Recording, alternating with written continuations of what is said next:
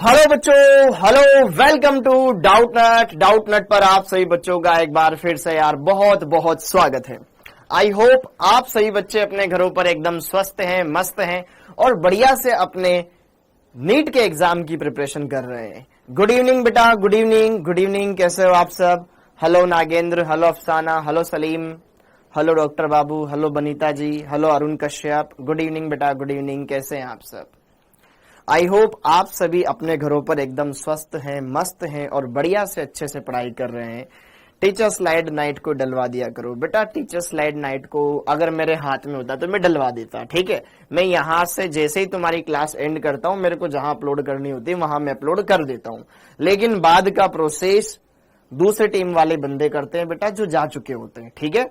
Okay, बात इतनी सी है, घर जैसी है, ठीक है। अगर आप इसको समझ पा रहे हो तो बहुत बढ़िया है, और तुम तो रेगुलर आ रहे हो तो तुम्हें उससे तुम रेगुलर यहाँ पे क्लास में देख रहे हो लाइव, तो लाइव की लाइव नोट करो ना। तुम्हें टीचर स्लाइड की इतनी क्या जरूरत पड़ जाती है? ओके, हाँ जी, आ जाइए। Good evening, good evening, good evening. Hello Shashi, hello बेटा। शशि बायोलॉजी की बेटा क्लास पहले हो जाती है ना, तो वो अपलोड कर देते हैं। Hello, hello Juned, hello Sachin, hello Preeti ji, hello Vandana, hello Kajal, Naushad, hello Mahak Rajput, Mayank. Good evening, good evening Bhargav Sahab, good evening. कैसे हैं पायल जी? हेलो प्रतीक्षा। ओके, हाँ, तो आप सभी का बहुत बहुत स्वागत है बेटा, आप सभी का बहुत बहुत स्वागत है। ओके, हाँ जी।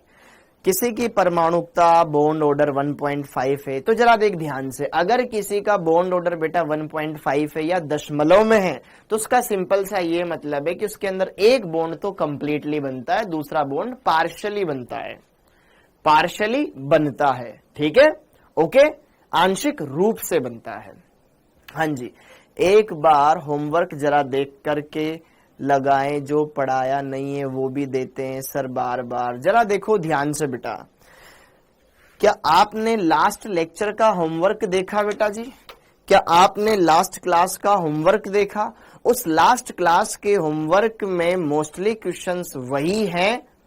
ओके सर, मेरे दोस्त को ब्लॉक कर दिया है सर ने। बेटा उसकी हरकतें ऐसी रही होगी, है ना, उसकी हरकतें वैसी रहेगी। जिन सर ने ब्लॉक किया है बेटा, उन्हीं सर से वापस उनको अनब्लॉक करवाओ। हाँ जी, ये लेक्चर नंबर 14 है, ये लेक्चर नंबर 14 है। हाँ जी, अब जरा देखो ध्यान से, यहां पर जरा देखो ध्यान से। कल एक, हाँ, कुछ बच्चों ने मुझे क्वेश्चंस भेजे थे, कुछ बच्चों ने मुझे क्वेश्चंस भेजे थे, तो जरा देखो ध्यान से। यहां पर एक क्वेश्चन है कि कैल्शियम पायरोफॉस्फेट का रासायनिक सूत्र क्या है बेटा। अब जरा देखो ध्यान से, इस फॉर्मूले के अंदर आपको सिर्फ इतना सा करना था कि कैल्शियम पायरोफॉस्फेट का यहां पर फॉर्मूला दे रखा है, कैल्शियम पायरोफॉस्फेट का आपको फॉर्मूला दे रखा है, तो आपको फेरिक पायरोफॉस्फेट का फॉर्मूला बताना है। हाँ जी, फेरिक पायरोफॉस्फेट का फॉर्मूला बताना है। तो जरा आपको ये तो पता होगा ना कि यार एक Fe+2 होता है, ये होता है फेरस आयन, ये होता है फेरस आयन, और एक होता है Fe3++3 या 3+, ये होता है आपका फेरिक आयन, ये होता है आपका फेरिक आयन। ये तो क्लास 10th में पढ़ा दिया जाता है, हाँ या ना। ये है फेरस और ये है फेरिक, तो आपको क्या बनाना है? इसका फेरिक आयन बनाना है, फेरिक आयन बनाना है, फेरिक आयन बनाना है। ओके, तो उसका सिंपल सा यहां पर दोनों के मिलने से कौन सा फॉर्मूला बनेगा? उससे पहले इस पर आते हैं, इस यौगिक का निर्माण कैसे हुआ होगा? कैल्शियम पायरोफॉस्फेट इसका नाम रखा गया है, तो हमें यह पता है कि भैया कैल्शियम पर आवेश होता है प्लस का 2, तो यहां पर इस सूत्र में कैल्शियम का +2 है, हाँ या ना। लेकिन फिर भी इसके पैरों में 2 आया हुआ है इसके पैरों में फिर भी 2 आया हुआ है बेटा। ये फॉस्फेट पूरा का, पायरोफॉस्फेट पूरा का पूरा एक साथ, इसके माथे पे 2 है, इसके, अरे एक मिनट बेटा, एक क्वेश्चन तो सोल्व करवा दूं यार, जो मैंने आपको दिया हुआ है ना, पहले इसको करवा दूं, फिर मैं आपकी बात पे भी आऊंगा। जस्ट आप थोड़ा शांति रखिएगा। ये कैल्शियम जिससे +2 आयन है, फिर भी इसके पैरों में 2 आया है, मतलब यहां पे ये जो ऋणायन है ये इतना बढ़ा रहा है जैसे कि -4। ओके, तो यहां पे जरा देखो ये +2 है, उस पर -4 है, तब जाकर के यहां पे कट कटा के 2 आएंगे ना, फिर 2 नीचे पैरों में आए होंगे, तो C2P2O7 यहां पर कैल्शियम फोस्फेट पायरोफोस्फेट का फॉर्मूला बनाया होगा। ओके, रासायनिक सूत्र बनाना है बेटा, सिंपल सा रासायनिक सूत्र बनाना है। इसके लिए आपको कोई रॉकेट साइंस नहीं लगानी है, धनायन और ऋणायन को जोड़ना था, जस्ट सिंपल। तो यहां पे जरा देखो ध्यान से, सेम उसी तरीके से कि यार यहां पे जो ये ऋणायन है ये है P2O7 -4 और यहां पर फेरिक आयन होता है Fe3+। इन दोनों को बस एक दूसरे से कंबाइन करना है।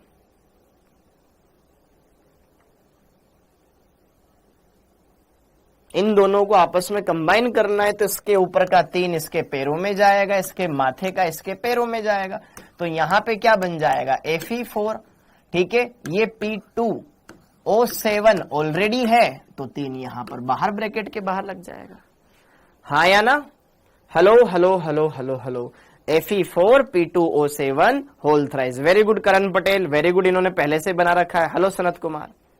ओके, अब जरा देखो ध्यान से, ये कुछ कंपाउंड्स आपको यार जरा देखो ध्यान से, ये मैं बताता हूं कि यार ये आयन अभी हमने डायरेक्ट देखे नहीं, ये आयन मैंने आपको डायरेक्ट बताया नहीं। ठीक है, अभी आगे रेडॉक्स वाला चैप्टर आएगा जिसमें हम ऑक्सीकरण अवस्थाओं के बारे में पढ़ेंगे, जिसमें हम आयनों के बारे में, आवेश के बारे में पढ़ेंगे। लेकिन मैं भी तो आपसे इतना एक्सपेक्ट करता हूं कि अगर आप केमिस्ट्री पढ़ रहे हो, नीट की तैयारी कर रहे हो, तो थोड़ा बहुत तो आयनों के बारे में आपको पता हो। और आपको अगर नहीं पता है तो उसका सोल्यूशन देख करके, हाँ हमारे अंदर इतनी कैपेबिलिटी है कि उसको देख करके हम थोड़ा इतना तो आइडिया लगा सकते हैं कि अरे हाँ ये आयन है। अब जैसे कि आपको दे दिया जाए कि NaCl, सोडियम क्लोराइड का फॉर्मूला NaCl है, तो आपसे पूछ लिया जाए कैल्शियम क्लोराइड का फॉर्मूला क्या होगा, तो वैसे ही यहां पे पूछा है। हाँ या ना? अब जरा देखो ध्यान से, आज के लेक्चर पर आते हैं। हाँ जी, अरे जो बॉन्ड ऑर्डर बेटा भिन्नात्मक आता है वो एमओटी में आता है, जो बॉन्ड ऑर्डर आता है बेटा वो भिन्नात्मक आता है, वो एमओटी में आता है। ठीक है, ओके, हाँ जी। अब यहां पे सारी बातें, सर मुझे वॉमिटिंग हो रही है, तो बेटा क्लास बंद कर दो, मत देखो क्लास अगर वॉमिटिंग हो रही है तो। सर कल से बैकलॉग सीरीज है क्या? हाँ बिल्कुल यार, बिल्कुल। ये एक बात मैं आपको और बता दूं, कल है 26 तारीख, कल है 26 तारीख, 26, कल है बेटा 26 अगस्त। ठीक है, 26 अगस्त, कल से बैकलॉग सीरीज स्टार्ट हो रही है, बैकलॉग सीरीज स्टार्ट हो रही है, बैकलॉग सीरीज स्टार्ट हो रही है। कल 12 बजे मैं आपको बैकलॉग सीरीज का मटेरियल कवर करवाऊंगा, बैकलॉग सीरीज का मटेरियल करवाऊंगा कवर।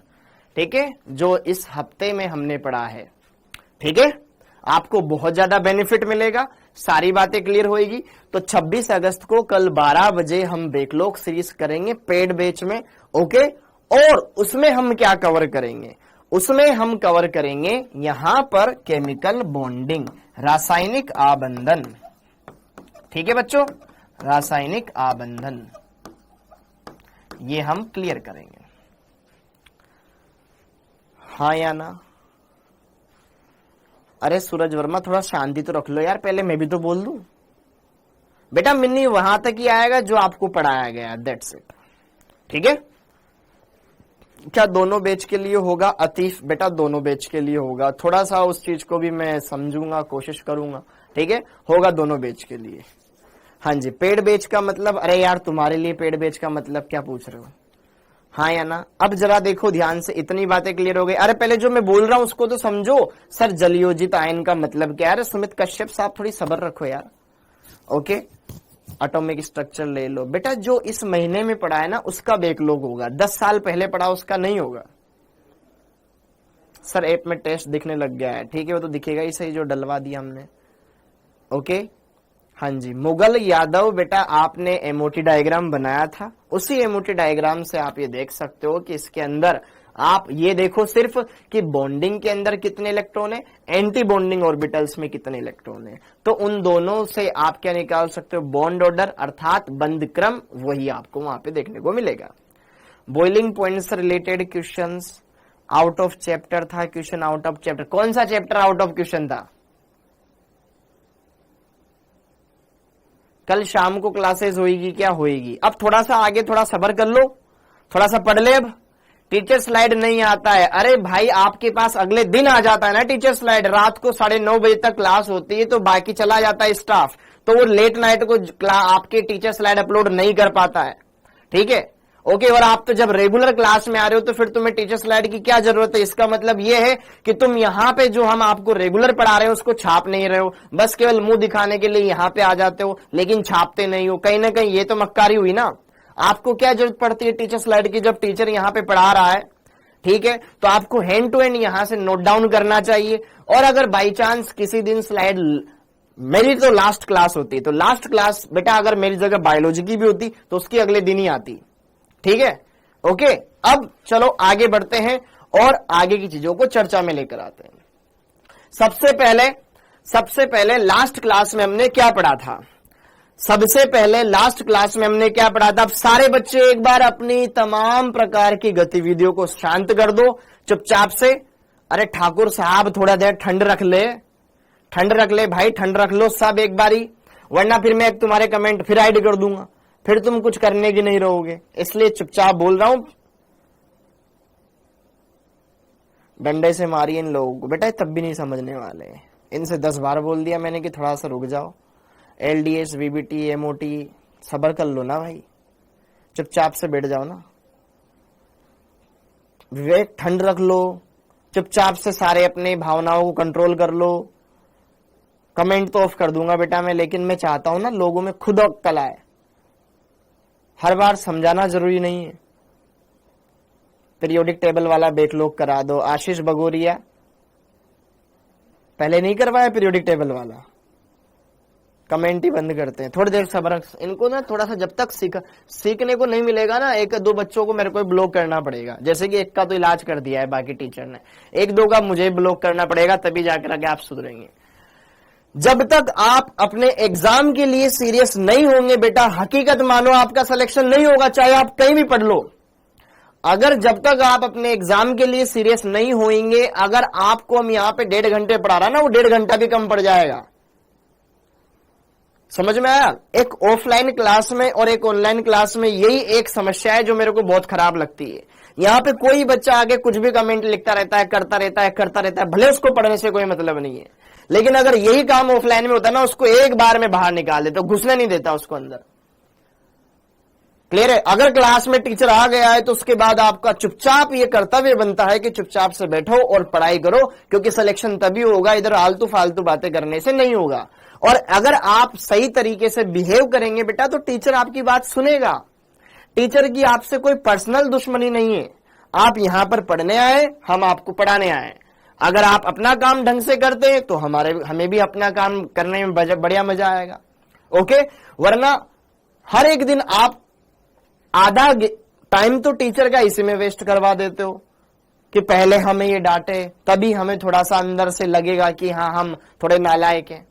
तो इसलिए थोड़ा सा अपनी भावनाओं को काबू में रखें। ओके, और अगर बाई चांस आपके कोई क्वेश्चन ऐसा आ गया कि यार ये मेरे से नहीं हो पाया, तो 10 में से जितने भी क्वेश्चन आए उसमें से 5, 6, 7, 8 क्वेश्चन तो बनने चाहिए ना। एक क्वेश्चन आउट ऑफ सिलेबस आ गया, 9 तो सिलेबस में से आए, उनका क्या हुआ? वो किए कि नहीं किए? और जो एक नया आ गया है, क्या पता उसको तुम ट्राई कर सकते हो, क्या पता तुम उसको बना लो।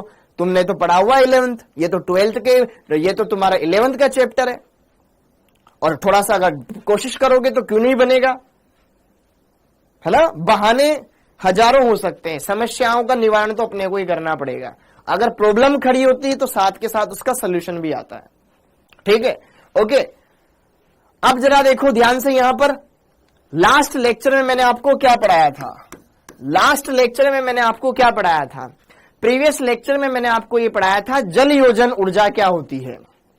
जल योजन ऊर्जा क्या होती है?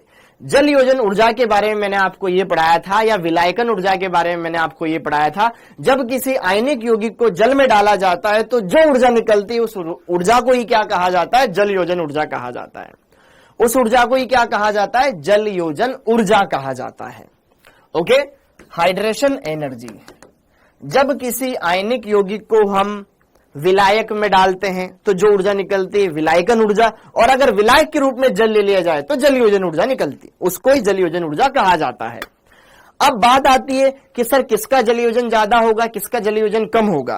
तो जल योजन ऊर्जा दो कारकों के ऊपर डिपेंड करती है। पहला आवेश, आवेश अगर आयनों पर आवेश ज्यादा होगा आयनिक यौगिक के, तो उसको जल के विपरीत सिरे अपने ओर उतनी तेजी से खींचेंगे, हाँ या ना, क्योंकि जल के अंदर भी ध्रुवीयता पाई जाती है। जल एक ध्रुवीय विलायक होता है क्योंकि इसके अंदर बेटा जो ऑक्सीजन होता है वो आंशिक रूप से ऋणावेशित होता है और हाइड्रोजन आंशिक रूप से धनावेशित होता है। पढ़ाया था, क्योंकि दोनों परमाणुओं की विद्युत ऋणता अलग अलग है, इन दोनों की विद्युत ऋणता अलग अलग है, इन दोनों की विद्युत ऋणता अलग अलग है। तो अर्थात ये भी एक ध्रुवीय प्रकृति का विलायक है, अर्थात इसमें भी आवेश है आंशिक रूप से, कुछ यहां पर धनावेश है कुछ ऋणावेश है। तो जैसे ही हम क्या करेंगे, किसी भी आयनिक यौगिक को जल में डालेंगे तो जल के विपरीत आवेशित सिरे उस आयन के विपरीत आवेशित सिरे को अपनी ओर खींचने की कोशिश करेंगे, अर्थात उन दोनों को अलग करने की कोशिश करेंगे। तो यहां पर जितना ज्यादा उन आयनों पर आवेश होगा ना बेटा, तो जल के विपरीत आवेशित सिरे उनकी तरफ उतनी ज्यादा अट्रैक्ट होंगे, या वो ज्यादा आवेश वाला आयन अपने आसपास जल के अणुओं को ज्यादा एकत्रित करवाएगा। ओके, तो आवेश जितना ज्यादा होगा आकर्षण ज्यादा होगा, आकर्षण ज्यादा होने से अन्योन्य क्रिया ज्यादा होगी, अन्योन्य क्रिया ज्यादा होगी तो ज्यादा ऊर्जा निकलेगी। वही निकलने वाली ऊर्जा तो क्या थी, यहां पर हाइड्रेशन एनर्जी थी। फिर उसके बाद दूसरा आकार, आकार अगर आयन का आकार बड़ा होगा, आयन का आकार बड़ा होगा, ठीक है, आयन का अगर साइज बड़ा है, अब आयन का अगर आकार बड़ा होगा बेटा तो क्या होगा कि अट्रैक्शन की टेंडेंसी बहुत कम हो जाएगी, अट्रैक्शन की टेंडेंसी बहुत कम हो जाएगी। जैसे कि एक F माइनस है और एक I माइनस है, F माइनस का आकार छोटा है, I माइनस का आकार बहुत बड़ा है, ठीक है। तो इसका जेड इफेक्ट धनायनों को अपनी ओर ज्यादा अट्रैक्ट करेगा, क्योंकि ये छोटे आकार का है वो बड़े आकार का है। तो अगर इसके पास जल का धनायन है और इसके पास जल का धनायनिक सिरा है और इसके पास भी जल का धनायनिक सिरा है, तो इसके चारों ओर जल का जल योजन ज्यादा आसानी से होगा। क्यों? क्योंकि ये छोटा ऋणायन है, इसका जेड इफेक्ट ज्यादा लगेगा। तो सिंपल सी बात है कि आकार के ऊपर भी ये चीज डिपेंड करती है। अगर आकार कम होगा तो विपरीत आवेशित आयनों के बीच में अट्रैक्शन ज्यादा अच्छे से होगा। ओके, अट्रैक्शन ज्यादा अच्छा होगा, जल योजन ज्यादा अच्छा होगा, अर्थात ऊर्जा ज्यादा निकलेगी। ये दो पॉइंट आपको समझाए थे, बढ़िया से अच्छे समझाए थे, और ये भी बताया था कि ऊपर से नीचे जाने पे क्या होता है, लेफ्ट टू राइट चलने पे क्या होता है, आया था। फिर उसके बाद मैंने आपको पढ़ाया था कि जल योजन ऊर्जा हमने समझ लिया, उससे रिलेटेड क्वेश्चंस लगा लिए। फिर साथ में उनके लिए मैंने पढ़ाया था कि जल योजन ऊर्जा के अनुप्रयोग कि उसके क्या क्या अनुप्रयोग है, उस पर मैंने आपको ये बताया। क्या बताया कि यार जो जल योजित आयन है उसके आकार में क्या चेंज आता है। जो जितना छोटा आयन होता है जैसे ही जल में जाएगा उसको ज्यादा जल के अणु अपने चारों ओर घेर लेंगे, उसको जल के अणु ज्यादा घेर लेंगे, तो उससे क्या होगा कि जो जल योजित आयन बनेगा ना उसका साइज बढ़ जाएगा। तो सिंपल सा एक पॉइंट मैंने आपको बताया था कि जो छोटा आयन होगा वो जल में जाने के बाद बड़ा हो जाएगा। क्यों? क्योंकि उसका जल योजन ज्यादा हो जाएगा। सिंपल सा ये पॉइंट बताया था। फिर उसके बाद अगला पॉइंट मैंने आपको बताया था कि गतिशीलता। यार जिसका जल योजन ज्यादा हुआ है, अर्थात जो वास्तव में छोटा आयन था जल में डालने के बाद बड़ा आयन हो गया, तो उसकी गतिशीलता घट जाएगी। क्यों? क्योंकि उस बड़ा आयन है ना, अब उसको हिलने डुलने में दिक्कत आएगी, तो उसकी गतिशीलता कम हो जाएगी। गतिशीलता कम हो जाएगी, सिंपल सी बात है। फिर उसके बाद चालकता वाला कॉन्सेप्ट मैंने बताया था कि यार जिसकी गतिशीलता कम उसकी चालकता कम, क्योंकि गतिशीलता ज्यादा होगी तो आयनों का प्रवाह ज्यादा होगा, आयनों का प्रवाह ज्यादा होगा तो धारा ज्यादा बहेगी, अर्थात धारा का चालन ज्यादा होगा तो चालकता ज्यादा होगी। क्या ये पॉइंट आपको समझ में आ गए थे जो हमने प्रीवियस लेक्चर में देखे थे? क्लियर हो गया? तो ये बातें हमने देखी थी। अब आगे बढ़ते हैं, हाँ जी, हाँ, क्लियर हो गया? ओके। तो सर एसपी सर, आप कैसे झेलते हो इन बच्चों को?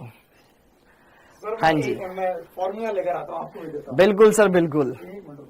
इनको कंट्रोल कैसे करते हो आप? विलायक का परावैद्युतांक, देखो जिस विलायक का परावैद्युतांक ज्यादा होता है, परावैद्युतांक होता है किसी भी विलायक की क्षमता का मापन। जिसका परावैद्युतांक ज्यादा होता है उसके अंदर कोई भी विलेय आसानी से घुल सकता है।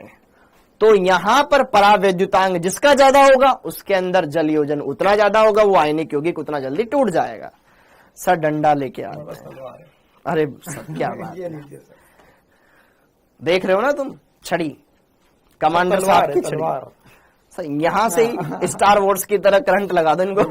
सर इसमें असीम शक्ति है सर। अच्छा, हाँ, इसमें सर विद्युत बल भी है, चुंबकीय बल भी है। तो बस इन पर सर आवेश उत्पन्न करवा दो इनको, इनके हाथों पर। अभिलंब प्रतिक्रिया बल भी लग सकता है इसके द्वारा, और उससे फिर रंग बदल जाता है सर। इनके बदलने चाहिए रंग। हाँ, आपको क्या लगता है कितने बच्चे सेलेक्ट होंगे? सर वो तो समय ही बताएगा। समय बताया, इनका थोड़ा डिसिप्लिन बताएगा वो तो।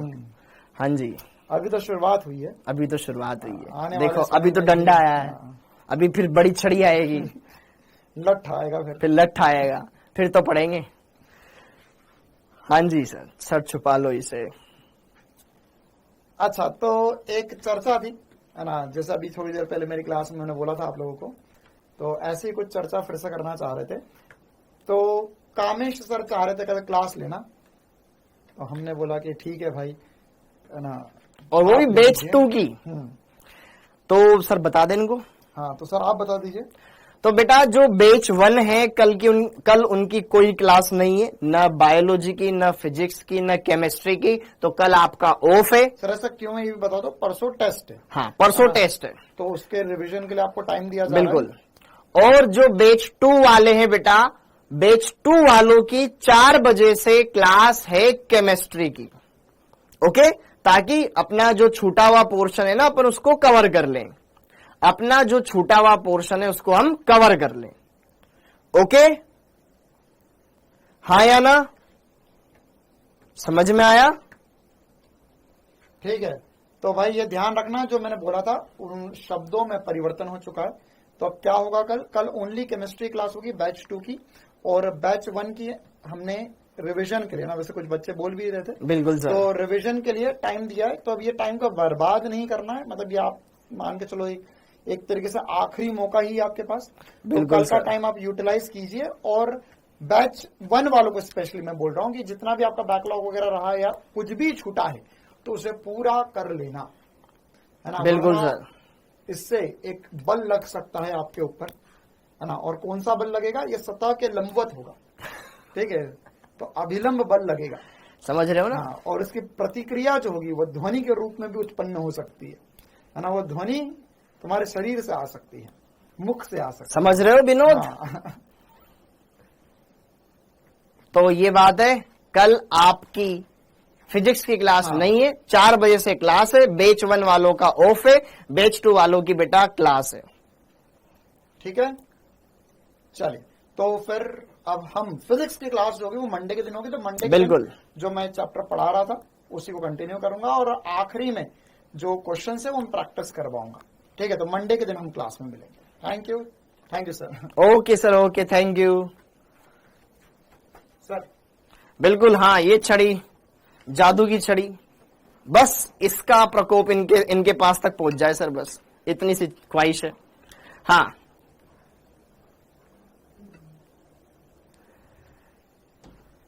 ठीक है। तो यार कल बैच 1 वालों का ऑफ है, उनकी कोई क्लास नहीं है। बैच 2 वालों की एक्स्ट्रा क्लास है जो कि 4 बजे से अपन रख रहे हैं बेटा, ताकि जो हमारा केमिकल बॉन्डिंग वाला जो पोर्शन है ना, लेक्चर नंबर 1 फिर 2, ठीक है, वो वहां से आपको मिल जाएगा। ओके, 4 बजे से फिर मैं आपको बता दूंगा उसमें बाकी सारी चीजें। ओके, तो वो सारी बात आप क्लियर कर देना। बैकलॉग सीरीज तो अपने टाइम पर ही होगी। बैकलॉग सीरीज बेटा चलेगी 12 बजे, क्लियर, और फिर वहां पर जो अपनी दूसरी क्लास वो चलेगी 4 बजे। सर क्यों बैच वालों को ही मारते हो? बेटा आप पीछे हो ना, और हमें कोई पर्सनल वो थोड़ी ना है। बैच 2 वाले थोड़े पीछे है ना, बाद में बैच स्टार्ट हुआ था ना, तो अभी आपका बचा हुआ है ना, उसको कवर करना है। ओके, अब जरा देखो ध्यान से, परावैद्युतांक वाला कॉन्सेप्ट क्लियर नहीं हुआ था यार। परावैद्युतांक का सिंपल सा मतलब है यार, जैसे कि देखो ध्यान से, अभी देखो एक क्वेश्चन लिखो, सबसे पहले क्वेश्चन लिखो। हाँ जी, सबसे पहले क्वेश्चन लिखो, क्वेश्चन लिखिए सबसे पहले, सारी बातें। 30 मिनट का तो ऐसे ही भुजिया बन गया, ठीक है, बहुत हो गया अब।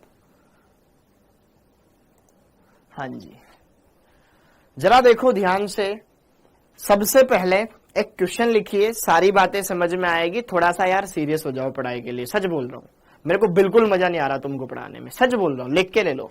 बिल्कुल भी मजा नहीं आ रहा है तुम्हारी ये हालत देख करके। इससे बढ़िया तो हम तो रिकॉर्डेड दे देते, ज्यादा बढ़िया था, हमारी एनर्जी तो बचती। लेकिन मुझे लगता है कि यार उस काबिल नहीं हो आप, ठीक है।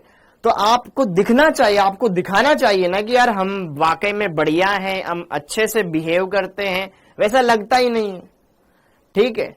ओके, तो थोड़ा सा यार ध्यान दो उस बात पर, अच्छा नहीं लगता है। आप नीट की तैयारी कर रहे हो बेटा, कंपटीशन है ये, वो कंपटीशन नहीं है कि जो बस आप नॉर्मल बोर्ड एग्जाम की तैयारी कर रहे हो। 23 लाख बच्चे एग्जाम दे रहे हैं, सिलेक्शन 1 लाख का ही होगा, तो फिर बाकी तो वैसे ही अलग हो गए ना। तो आपको ध्यान रखना है कि आप कंपटीशन में हो, तो आपको लगना चाहिए कि हम उस कंपटीशन में भाग ले रहे हैं। किसी को यार मैंने भी सुना था यार नीट की तैयारी होती है, तो नीट की तैयारी कर ली हमने, ऐसे बहुत सारे आएंगे, ठीक है। आपके नंबर आएंगे, किसी के 190 आएंगे, किसी के 160 आएंगे, किसी के 200 आएंगे, लेकिन कोई मजा नहीं है। इससे बढ़िया तो फिर बीएससी कर लो, जब इतना ही टाइम पास करना है। तो यहाँ पे आप टाइम दे रहे हो। बहुत सारे यार ऐसे स्टूडेंट्स हैं, मैं स्टूडेंट्स नहीं बोलूंगा, कुछ की एज इतनी ज्यादा है, मुझसे भी ज्यादा है, ठीक है, लेकिन वो भी नीट की तैयारी करना चाहते हैं, ठीक है, क्योंकि उनको लगता है कि यार अगर हम कर लेंगे तो कहीं ना कहीं हमारा फ्यूचर बढ़िया होगा, हम अपनी फैमिली को ज्यादा अच्छी तरीके से सपोर्ट कर पाएंगे। लेकिन कुछ नालायक है कि वो पूरी क्लास का माहौल खराब कर देते हैं, सच बोल रहा हूं मैं, ठीक है, अच्छा लगे या बुरा लगे। अब जरा देखो ध्यान से, यहां पर लास्ट लेक्चर में मैंने आपको ये पढ़ाया था कि जल योजन ऊर्जा के अनुप्रयोग। तो सबसे पहले मैंने आपको पढ़ाया था क्या, जलयोजित आयन का आकार, जो जितना छोटा आयन होगा जल में उतना बड़ा हो जाएगा, ठीक है। फिर चालकता, तो जो बड़ा आयन हो गया है उसकी गतिशीलता घट जाएगी, तो उसकी चालकता घट जाएगी, ठीक है। और लास्ट पॉइंट बताया था मैंने आपको, परावैद्युत स्थिरांक। परावैद्युत स्थिरांक क्या विलायक के लिए इस्तेमाल किया जाता है, हर एक विलायक के लिए इसका मान अलग अलग होता है, जैसे जल के लिए होता है 80 के लगभग, ओके।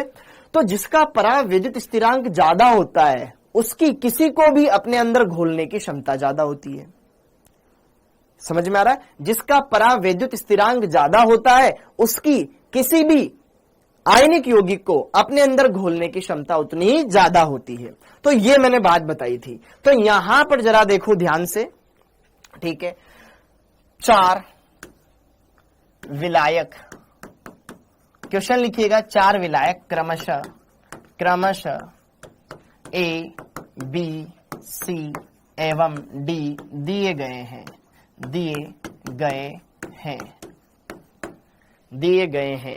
जिनके परावैद्युत, और साथ के साथ लिखो ना, तुम्हें क्या जरूरत ही नहीं पड़ेगी स्लाइड की, टीचर स्लाइड जो जिसका तुम इंतजार करते हो आएगी, साथ के साथ लिखो। जो भी, अगर मान लो मैं कोई क्वेश्चन ऑलरेडी लिखा हुआ ला रहा हूं बेटा, उसके लिए जगह छोड़ दो, उसको फिर आप बाद में नोट डाउन कर लेना, ठीक है। 4 विलायक ABCD जिनके परावैद्युतांक क्रमशः 15, 20, 25 एवं 40 है,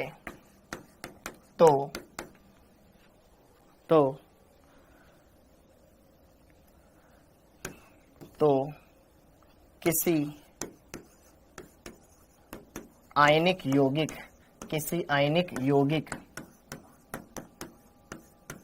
MX की विलेयता का इन विलायकों में क्रम क्या होगा, इन विलायकों में की विलेयता का इन विलायकों में क्रम, विलायकों में बढ़ता क्रम क्या होगा, बढ़ता क्रम क्या होगा। तो जरा देखो ध्यान से, आपको 4 विलायक दे रखे हैं A B C D। एक का परावैद्युतांक 20, एक का 15, एक का 20, एक का 25, एक का 40। तो जैसे जैसे परावैद्युत स्थिरांक बढ़ता जाता है उसकी आयनिक यौगिक को अपने अंदर घोलने की कैपेबिलिटी बढ़ती जाती है, क्षमता बढ़ती जाती है। तो सिंपल सा कॉन्सेप्ट है, ठीक है, ओके। तो यहां पे जरा देखो ध्यान से, क्या हमें पता है परावैद्युत स्थिरांक बढ़ता है या परावैद्युतांक बढ़ता है? परावैद्युतांक बढ़ता है तो बेटा घुलनशीलता बढ़ती है, घुलनशीलता बढ़ती है, घुलनशीलता बढ़ती है। तो जिसका परावैद्युतांक ज्यादा उसके अंदर आयनिक यौगिक की घुलनशीलता सबसे ज्यादा। ओके, तो यहां पर जरा देखो ध्यान से घुलनशीलता का क्रम, घुलनशीलता का क्रम, ठीक है। सबसे ज्यादा परावैद्युतांक D वाले का है तो उसकी घुलनशीलता सबसे ज्यादा, A वाले का सबसे कम है, उसकी घुलनशीलता सबसे कम, ठीक है। इस तरीके से यहां पर ये आ जाएगा। क्लियर हो गया? तो यहां पर आप आराम से इस क्वेश्चन को कर सकते हो। ऐसे कोई भी क्वेश्चन आपके रैंडमली बना करके आ सकते हैं, तो आपको उनको समझना पड़ेगा, अच्छे से क्लियर करना पड़ेगा। अब जैसे कि देखो ध्यान से यहां पर इस क्वेश्चन को, हाँ जी, अब जैसे कि कोई भी क्वेश्चन आ जाए ना तो उसके लिए क्वेश्चन डाल दो, फिर उसका डायरेक्ट आप आंसर लिख लो। क्वेश्चन आपके पास बाद में आ जाए तो आप बाद में लिख लो उसको, ठीक है। जैसे कि देखो ध्यान से, Mg2+ आयन की जल योजन ऊर्जा निम्न में से किससे अधिक है? बताओ इसका आंसर।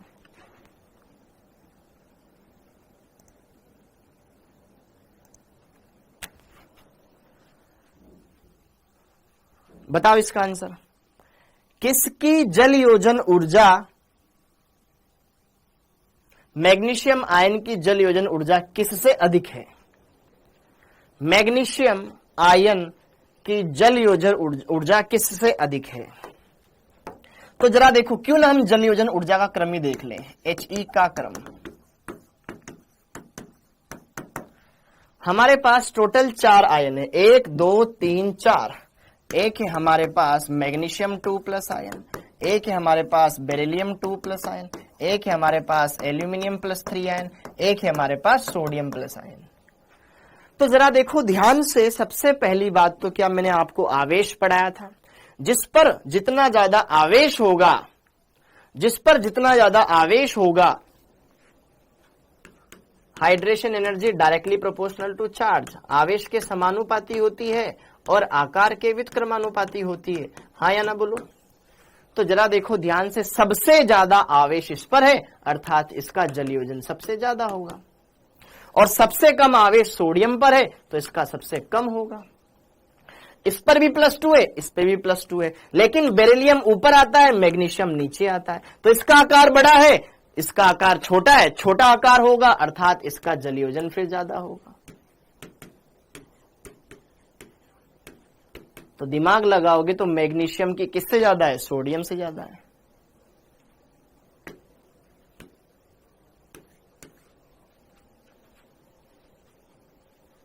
ठीक है, थर्ड, मैग्नीशियम की किससे ज्यादा है? सोडियम से ज्यादा है। सब कुछ पढ़ाया हुआ है। अब आगे, हाँ जी, क्षारीय मृदा धातु मतलब सेकंड ए के लवणों की, क्षारीय धातुओं के लवणों की तुलना में जल में कम घुलनशीलता का कारण है। इस क्वेश्चन को भी अपन होल्ड करेंगे, अभी आगे करेंगे, अभी होल्ड करेंगे, अभी आगे करेंगे इसको। हाँ जी, ये भी अभी हम आगे करेंगे, ठीक है। अभी ये बताओ मैग्नीशियम पे +1 होता तो बेटा मैग्नीशियम पे +2 आवेश होता है, मैग्नीशियम पे +2 आवेश होता है। सर बेरिलियम का क्यों नहीं? बेरिलियम ऊपर आता है ना, उसका आकार छोटा है मैग्नीशियम से। निम्न में से कौन सा जलीय विलयन में आयनिक गतिशीलता का सही क्रम है? किसकी गतिशीलता ज्यादा?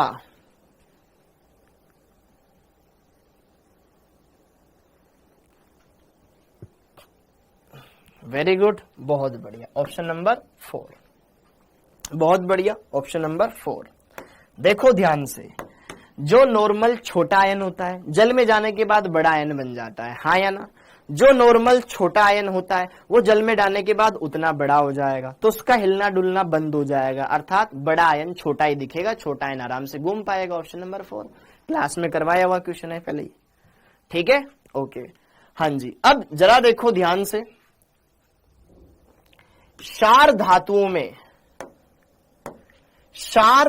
में जलीय विलयन में लिथियम सबसे कम वैद्युत चालकता प्रदर्शित करता है।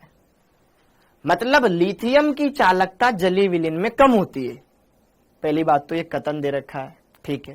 कारण जल योजित धनायन की त्रिज्या जितनी कम होती है, जल योजित धनायन की त्रिज्या जितनी कम होती है, जलीय विलयन में उसकी वैद्युत चालकता उतनी ही कम होती है। क्या? अच्छे से सोचो और समझो, जवाब दो। पहली बात तो देखो, कथन, क्या कथन सत्य है? लिथियम आयन की विद्युत चालकता सबसे कम होती है। बिल्कुल, पहला कथन तो बिल्कुल सत्य है, क्योंकि लिथियम जल में डालने के बाद बड़ा आयन बना लेता है। यस और नो? कथन तो सत्य है, ओके। अब जल योजित धनायन की त्रिज्या जितनी कम होगी, क्या उसकी विद्युत चालकता उतनी कम होगी? क्या? अगर जल में डालने के बाद आयन छोटा है तो वो तो ज्यादा सरपट दौड़ेगा ना, बड़ा आयन तो उतना फास्ट दौड़ ही नहीं पाएगा। जरा देखो ध्यान से, जल योजित धनायन की त्रिज्या जितनी कम होती है, धनायन जितना छोटा होगा वो उतना ज्यादा गति करेगा ना। जल योजन होने के बाद सीजियम का आकार छोटा होता है, लिथियम बड़ा हो जाता है, इसलिए सीजियम आराम से इधर उधर डोल पाता है। तो ये उतना ही ज्यादा होना चाहिए था, गलत है।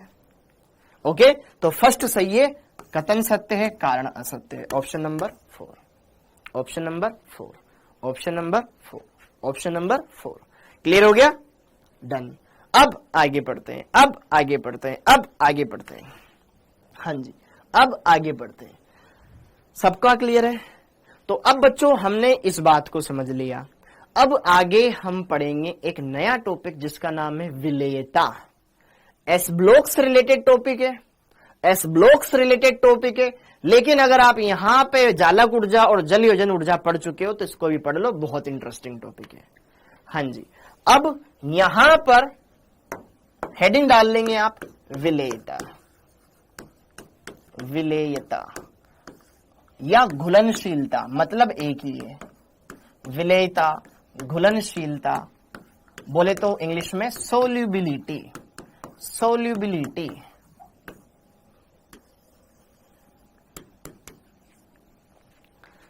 तो विलेयता क्या होता है?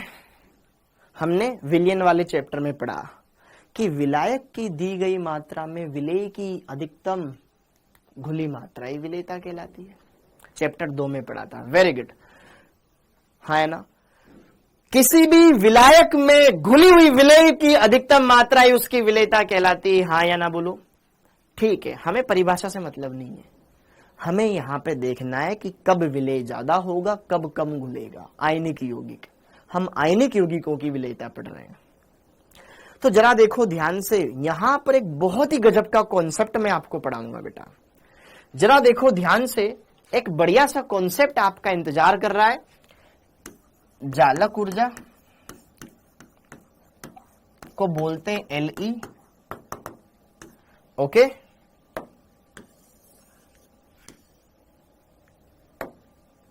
तो जरा देखो ध्यान से, यदि जालक ऊर्जा से ज्यादा जल योजन ऊर्जा हो, समझना, जल योजन ऊर्जा हो, He हो, तो क्या होगा? और यदि जालक ऊर्जा ज्यादा हो जल योजन ऊर्जा से, तो क्या होगा? जरा देखो ध्यान से। मान लीजिए बेटा, मेरे पास एक आयनिक यौगिक है, उस आयनिक यौगिक को मैंने बनाया। आयनिक यौगिक जब बनता है तो उस दौरान निकलने वाली ऊर्जा क्या कहलाती है? जालक ऊर्जा। और अगर उसी आयनिक यौगिक को जल में डाल दूं तो जो ऊर्जा निकलेगी उसको क्या बोलेंगे? जल योजन ऊर्जा। सिंपल है, सिंपल है। ओके, तो अगर मान लो अणु को उस आयनिक यौगिक को बनाने के दौरान कम ऊर्जा निकली बजाय उसको पानी में डालने के, तो कंपाउंड पानी में डालने में ज्यादा ऊर्जा निकाल रहा है, तो कंपाउंड पानी में जाने के बाद टूटना चाहेगा क्योंकि यहां ज्यादा फायदा हो रहा है। कंपाउंड पानी में जाने के बाद टूटना चाहेगा, हाँ या ना? तो विलेयता बढ़ जाएगी, कंपाउंड सोल्यूबल हो जाएगा, अर्थात घुलनशील हो जाएगा, घुलनशील हो जाएगा, कंपाउंड घुल जाएगा, विलेयता हो जाएगी। और अगर मान लो कंपाउंड को जब बनाया था तो ज्यादा ऊर्जा निकली थी बजाय कंपाउंड को पानी में डालने के, तो भैया कंपाउंड तो अघुलनशील रहेगा। उसका फायदा बनने में था, डूबने पे जब उसको पानी में डाला तो उतनी ऊर्जा निकली ही नहीं, वो कंपाउंड पानी में घुलेगा ही नहीं, मतलब यहां पर अघुलनशील रहेगा। सिंपल सी बात, अघुलनशील रहेगा, सिंपल सी बात। तो यहां पर हमने इतनी सी बात समझी कि अगर जलयोजन ऊर्जा ज्यादा है किसी यौगिक के लिए उसकी जालक ऊर्जा से तो कंपाउंड घुल जाएगा, अगर उस कंपाउंड के लिए जालक ऊर्जा ज्यादा है जल योजन ऊर्जा से तो कंपाउंड भाई साहब नहीं घुलेगा। क्या ये बात समझ में आई? क्या ये बात समझ में आई? क्या यह बात समझ में आई आप सभी को? ओके, तो अब मतलब अगर मुझे पता लग जाए किसी कंपाउंड के लिए कि उसकी जालक ऊर्जा कितनी है, जल योजन ऊर्जा कितनी है, किसी कंपाउंड की जालक ऊर्जा कितनी है, किसी की जल योजन ऊर्जा कितनी है, अगर जालक ऊर्जा ज्यादा है तो नहीं घुलेगा, अगर जल योजन ऊर्जा ज्यादा है तो घुल जाएगा, हाँ या ना? लेकिन हम ये जानते हैं कि यार आवर्त सारणी में जब हम बाएं से दाएं चलते हैं, लेफ्ट टू राइट चलते हैं, तो लेटिस एनर्जी भी बढ़ती है और हाइड्रेशन एनर्जी भी बढ़ती है, जालक ऊर्जा भी बढ़ती है, जल योजन ऊर्जा भी बढ़ती है। ऊपर से नीचे आते हैं तो दोनों घटती है, टॉप टू बॉटम। ऊपर से नीचे आते हैं तो लेटिस एनर्जी भी घटती है क्योंकि आकार बढ़ता है, और हाइड्रेशन एनर्जी भी घटती है क्योंकि आकार बढ़ता है। दोनों ही ऊपर से नीचे आने पे घट रही है। अब कैसे पता लगाऊं? दोनों ही ऊपर से नीचे आने पे घट रही है, तो इनके लिए मस्त ट्रिक है, इनके लिए मस्त ट्रिक है। बेटा कभी इक्वल होएगी नहीं क्योंकि दोनों कुछ ना कुछ तो चेंज आएगा इसे अलग अलग, ठीक है? ओके, अब यहां पे जरा देखो ध्यान से, साथ के साथ सरपट लिखते रहो, आगे बढ़ते रहो। अब इन चीजों को समझे, इनके लिए एक मस्त सी ट्रिक है, बढ़िया, एक ही बार में समझ में आ जाएगा, बिल्कुल एकदम पानी की तरह। तो जरा देखो ध्यान से, हमें कैसे पता चलेगा कि कब विलेयता बढ़ेगी या घटेगी, तो उनके लिए मस्त ट्रिक बताऊंगा, एकदम मस्त झकास। तो जरा देखो ध्यान से, trick number 1, trick number 1, trick number 1, पहली ट्रिक, सुंदर लाल देसी इंडियन, सुंदर लाल देसी इंडियन, सुंदर लाल देसी इंडियन, सुंदर लाल देसी इंडियन। तो जरा देखो ध्यान, सुंदर से उठाओ S, लाल से उठाओ L, यहां से उठाओ D और यहां से उठाओ IN। तो जरा देखो ध्यान से, S for small, S for small, L for Le lattice ऊर्जा, जालक ऊर्जा, D for down the group, D for down the group, D for down the group, अभी सब समझाऊंगा। इन मतलब इंक्रीज, इन मतलब इंक्रीज। तो जरा देखो ध्यान से, यहां पर ध्यान से देखिएगा, यदि कॉमन आयन, जब हम कोई भी क्रम देखते हैं ना, बढ़ता क्रम घटता क्रम, उसमें कोई ना कोई एक आयन तो कॉमन रहेगा, कोई ना कोई एक आयन जरूर कॉमन रहेगा, ठीक है? तभी हम कंपैरिजन कर सकते हैं। ठीक है, कि आलू भिंडी के साथ ज्यादा अच्छा लगता है कि गोभी के साथ ज्यादा अच्छा लगता है, या दाल के साथ ज्यादा अच्छा लगता है, या फिर किसी और सब्जी के साथ। तो एक तो कॉमन ही रहेगा। तो जरा देखो, यदि कॉमन आयन स्मॉल हो, कॉमन आयन स्मॉल हो, छोटा हो, तो एलई लेटिस एनर्जी ज्यादा घटेगी। समझ में आया? जालक ऊर्जा ज्यादा घटेगी, एलई ज्यादा घटेगी। कहां पे? डाउन दी ग्रुप जाने पे, अर्थात ऊपर से नीचे जाने पर, ऊपर से नीचे जाने पर अगर जलयोजन जालक ऊर्जा ज्यादा घट रही है, अरे जालक ऊर्जा घट रही है, तो जलयोजन ऊर्जा, भाई घट तो दोनों रही है, ये भी घट रही, ये भी, जालक ऊर्जा ज्यादा घट गई, दोनों घट रही थी, ये भी घट रही, ये भी घट रही, ये ज्यादा घट रही है। तो जालक ऊर्जा ज्यादा घट रही है जलयोजन ऊर्जा से, अर्थात जलयोजन ऊर्जा ज्यादा, तो कंपाउंड सोल्यूबल, तो सोल्यूबिलिटी इंक्रीज। तो यहां पे विलेयता इंक्रीज होगी, विलेयता बढ़ेगी। अब सर हमको कैसे पता चलेगा कि आयन छोटा है कि बड़ा? हमको पता ही नहीं चलता है कौन सा आयन छोटा है, कौन सा आयन बड़ा है। T2B क्या है? पहली बार आया मेरी क्लास में, T2B पहली बार पढ़ाया मैंने। टॉप टू बॉटम, ऊपर से नीचे चलने पर, ऊपर से नीचे विलेयता बढ़ेगी, विलेयता बढ़ेगी। सर कॉमन आयन, अब देखो ध्यान से, कॉमन आयन स्मॉल कौन से होते हैं? जैसे कि देखो ध्यान से, फर्स्ट सेकंड आवर्त के आयन, फर्स्ट सेकंड आवर्त के आयन, ये कॉमन होते हैं, चाहे पॉजिटिव हो या नेगेटिव। इनको अपन छोटा मानते हैं कि तुम छोटे हो, ठीक है, ओके।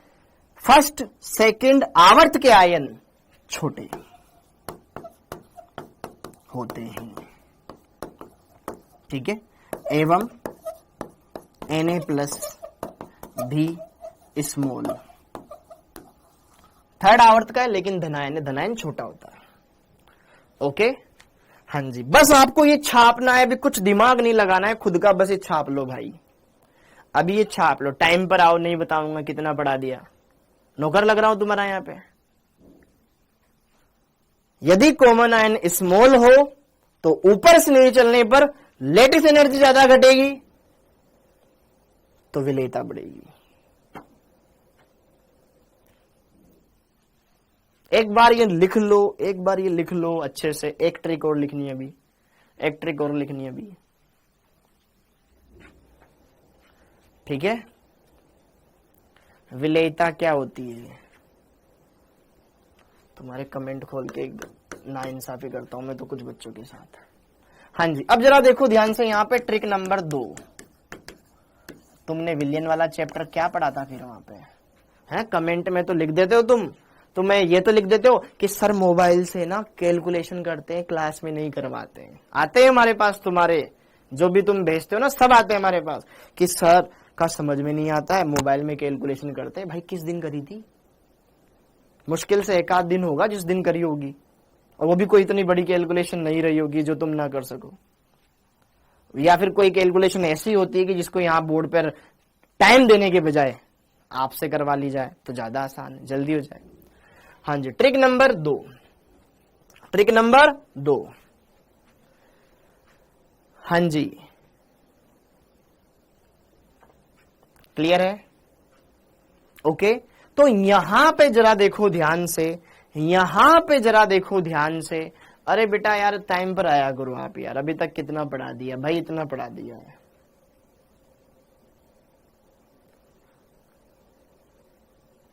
ठीक है, ओके। हाँ जी, अब जरा देखो ध्यान से, अगर कॉमन आयन स्मॉल होता है तो डाउन द ग्रुप चलने पर विलेयता बढ़ती है, आयन छोटा हो तो विलेयता बढ़ती है। अब आगे देखो दूसरी ट्रिक, लव हेट दोनों दिल से। लव हेट दोनों दिल से, लव हेट दोनों दिल से, लव हेट दोनों दिल से, प्यार और नफरत दोनों दिल से होगी। ठीक है, समझ गए? लव हेट दोनों दिल से, लव हेट दोनों दिल से। ओके, तो जरा देखो ध्यान से, लव का उठाओ एल, हेट का उठाओ बेटा एच, दोनों से उठाओ डी, और दिल से, ठीक है, इसका भी ले लो डी। ठीक है, हाँ जी, लव हेट दोनों दिल से। ओके, अब जरा देखो ध्यान से, एल का मतलब होता है लार्ज, लार्ज मतलब बड़ा, और एच का मतलब यहां पर है एच ई से। ओके, डी का मतलब वही down the group, down the group, down the group, और डी से यहां पे करेंगे अपन डिक्रीज, डिक्रीज, सब हिंदी में लिखाऊंगा, चिंता मत करो। तो जरा देखो ध्यान से, यदि कॉमन आयन लार्ज हो, मतलब बड़ी साइज का हो, यदि कॉमन आयन लार्ज हो तो एच ई ज्यादा घटेगी, ऊपर से नीचे आएंगे तो ये ज्यादा घटेगी, तो एच ई अर्थात जालियोजन ऊर्जा ज्यादा घटेगी, ज्यादा घटेगी ऊपर से नीचे आने पर, ऊपर से नीचे आने पर, ऊपर से नीचे आने पर। तो विलेयता, अब देखो ध्यान से कि यार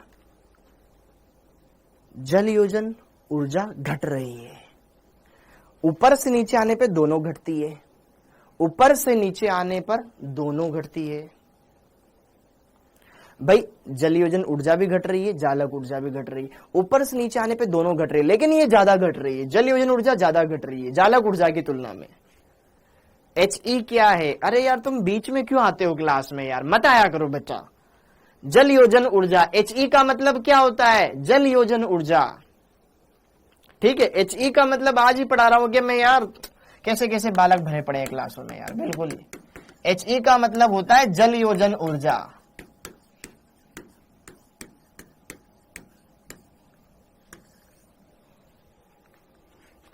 हाँ जी, तो जरा देखो ध्यान से, तो विलेयता घटेगी, विलेयता घटेगी, विलेयता घटेगी। हाँ जी, तो देखो ध्यान से, अगर जल योजन ऊर्जा ज्यादा हो जालक ऊर्जा से तो विलेयता बढ़ जाती है, घुलनशील हो जाता है। और यदि जालक ऊर्जा ज्यादा हो हाइड्रेशन एनर्जी से तो विलेयता यौगिक अघुलनशील हो जाएगा। तो यहां पर मैंने आपको यही बताया है,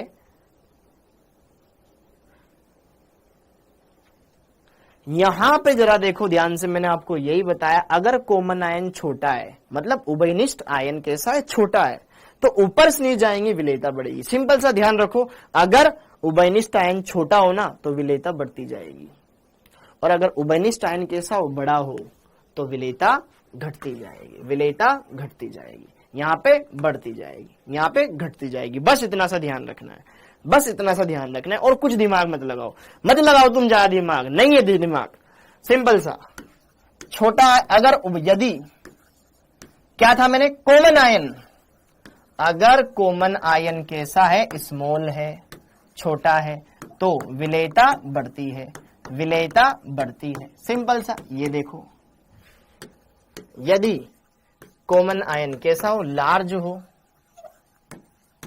तो विलेयता घटती है, विलेयता घटती है। बस सिंपल सा इतना कॉन्सेप्ट ध्यान रख लो, ठीक है? ओके, हाँ जी, तो अब देखो ध्यान से यहां पर विलेयता का क्रम।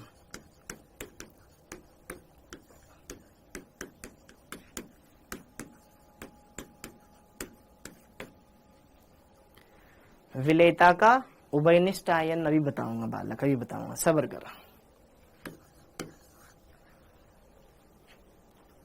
जैसे कि देखो ध्यान से, अगर मैंने बात करी lithium fluoride, lithium chloride, lithium bromide, lithium iodide, तो विलेयता क्या होगी?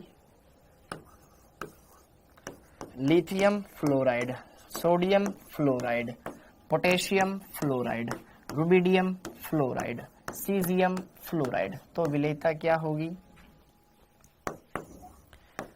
Lithium bromide, lithium sodium bromide, potassium bromide, rubidium bromide, caesium bromide, विलेयता क्या होगी?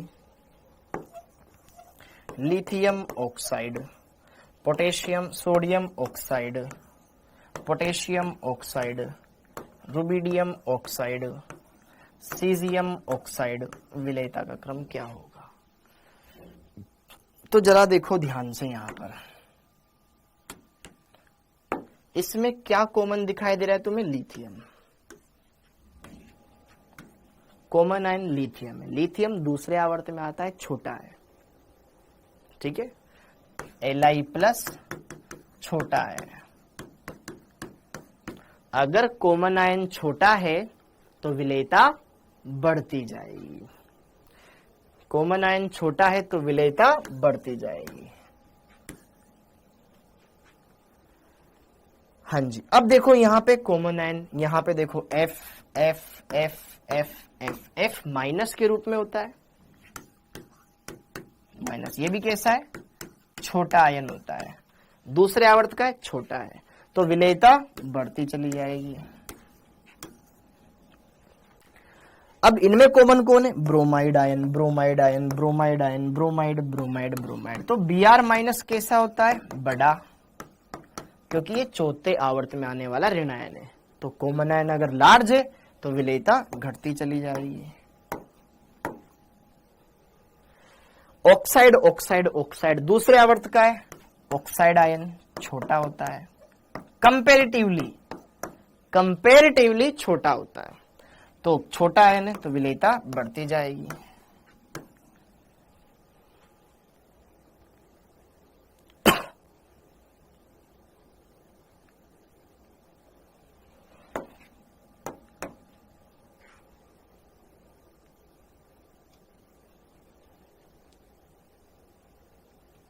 अरे तुलनात्मक रूप से छोटा बोल रहा हूं ना मैं यार, जब मैंने आपको लिखवा दिया यहां पे लिखवा दिया फर्स्ट सेकंड आवर्त के आयन छोटे होते हैं, तो मान लो ना, ठीक है।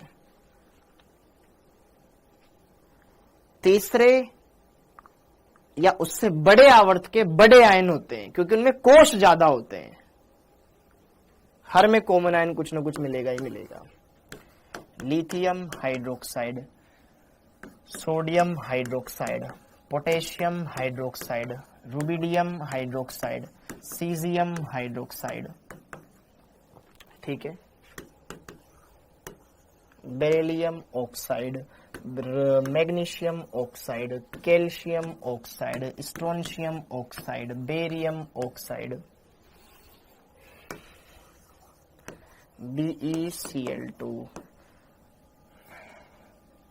MgCl2, CaCl2, SrCl2, BaCl2, BeOH, beryllium पे +2 आवेश होता है तो होल ट्वाइस आ जाएगा, MgOH whole twice, CaOH whole twice, SrOH whole twice, BaOH whole twice. तो जरा देखो ध्यान से यहां पर कॉमन कौन है? OH OH OH OH OH minus, Na+ OH minus, तो OH माइनस छोटा आयन है, सेकंड आवर्त का, ये भी छोटा ही माना जाता है बेटा। OH माइनस कैसा होता है? छोटा, कंपेरेटिवली छोटा आयन होता है, तो छोटा आयन होगा तो ऊपर से नीचे चलने पे विलेयता बढ़ती जाएगी। ये विलेयता किसमें देख रहे अपन? जल में, क्योंकि जल एक सार्वत्रिक विलायक होता है तो उसमें देखा जाता है, ठीक है, ओके। अब यहां पर ऑक्साइड है, बेरिलियम पर आवेश क्या होता है +2, तो इस ऑक्सीजन पे क्या आवेश रहा होगा -2, ठीक है, तभी तो ये संतुलित है। सेम यहां सब में oxide oxide oxide ion. Oxide ion कैसा होता है, छोटा आयन, तुलनात्मक रूप से तो छोटा ही है, दूसरे आवर्त में आता है इसलिए, तो विलेयता बढ़ती चली जाएगी। क्लोराइड ऋणायन Cl-, तीसरे आवर्त में आने वाला ऋणायन है, बड़ा है, Cl-, ठीक है, ये बड़ा है क्योंकि ये थर्ड आवर्त में आता है। थर्ड आवर्त का ऋणायन है, ऋणायन बड़ा होता है, ठीक है।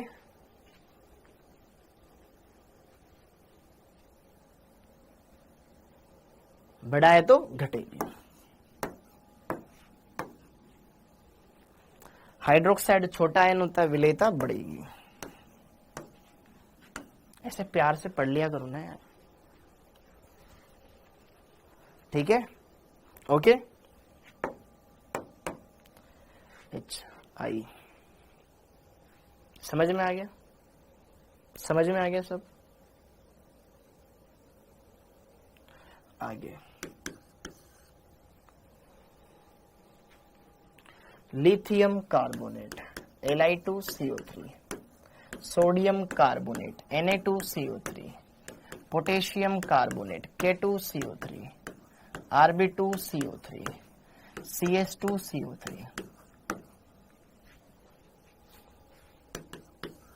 Lithium bicarbonate, sodium bicarbonate, potassium bicarbonate, rubidium bicarbonate, ठीक है, सीजियम बाइकार्बोनेट, ठीक है, ये कार्बोनेट। सर आप थक गए हो, भाई नहीं थका हूं मैं, नहीं थका हूं, ठीक है, ऐसा कोई इतना महान काम नहीं कर रहा हूं मैं जो थक जाऊंगा, ठीक है। हाँ जी, कार्बोनेट आयन, ये है कार्बोनेट, किसी को अगर नहीं पता हो तो ये कार्बोनेट है, ठीक है। और ये HCO3- आयन, ये कहलाता है आपका bicarbonate ion, bicarbonate ion, bicarbonate ion, bicarbonate ion होता है HCO3-, नहीं पता होगा दोस्तों को, ठीक है। हाँ जी, और कार्बोनेट आयन क्या होता है, CO3-2। हाँ जी, किसे बेस मानकर देखें प्लीज। अरे किसी को भी बेस नहीं मानना है बालक, तेरे को सिंपल सा ये देखना है कि इनमें कॉमन क्या है, इन सब में कॉमन क्या है। OH OH OH OH सब में दिख रहा है कि नहीं दिख रहा है, उसको देख के बता रहा हूं ना मैं, मन से थोड़ी बता रहा हूं। आप गुस्सा नहीं हुआ कीजिए बेटा, आप स्पैमिंग इतनी करते हो ना तो उससे मन नहीं करता पढ़ाने का, सच बोल रहा हूं मैं, टू बी ऑनेस्ट टचवुड, मन नहीं करता पढ़ाने का, ठीक है। कि इससे बढ़िया तो कहीं ऑफलाइन ज्वाइन कर लेते हैं जहां पे बच्चे ढंग के मिलेंगे, पढ़ने वाले मिलेंगे, थोड़ा सिंसियर मिलेंगे, उनको पढ़ाने में मजा आएगा, दिमाग बढ़ेगा ऐसे बच्चों के साथ डील करने में। यहां पे कुछ मतलब नहीं निकलता, ठीक है, ओके।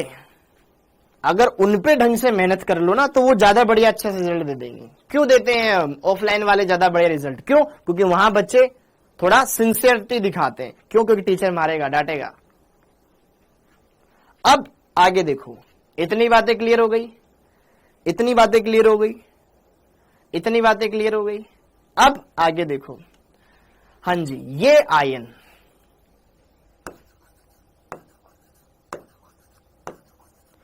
हाँ जी, इनमें भी देखेंगे हम कुछ और आगे, ओके। अच्छा अभी कुछ टाइम के लिए मैं इनको हटा देता हूं, फिर अलग से लिखवा दूंगा, मैं लिखवा दूंगा इनको, ठीक है, लिखवा दूंगा, अलग से लिखवा दूंगा, अभी यहां पे कचरा हो जाएगा फालतू। IJKL, हाँ जी, सेम अगर यही, अरे मैं लिखवा दूंगा, किसी को चार्ज नहीं आता है तो, हाँ जी, beryllium carbonate, magnesium carbonate, potassium calcium carbonate, strontium carbonate और बेरियम कार्बोनेट, ठीक है।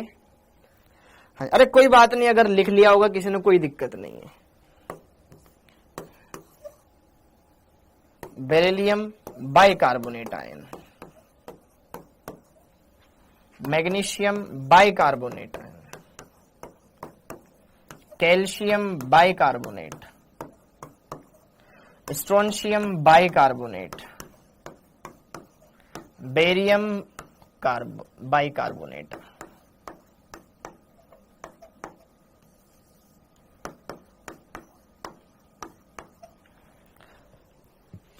ये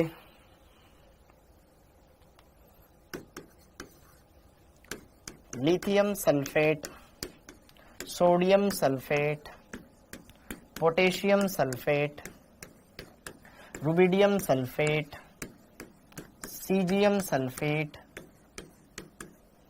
इनमें क्रम beryllium sulphate, magnesium sulphate, calcium sulphate और स्ट्रोंशियम सल्फेट, और यहां पर आ जाएगा आपके पास बेरियम सल्फेट। ठीक है, तो ये लगभग सारे तरह के हमने देख लिया। अब यहां पे जरा देखो ध्यान से, इतना सारी बात क्लियर हो गई।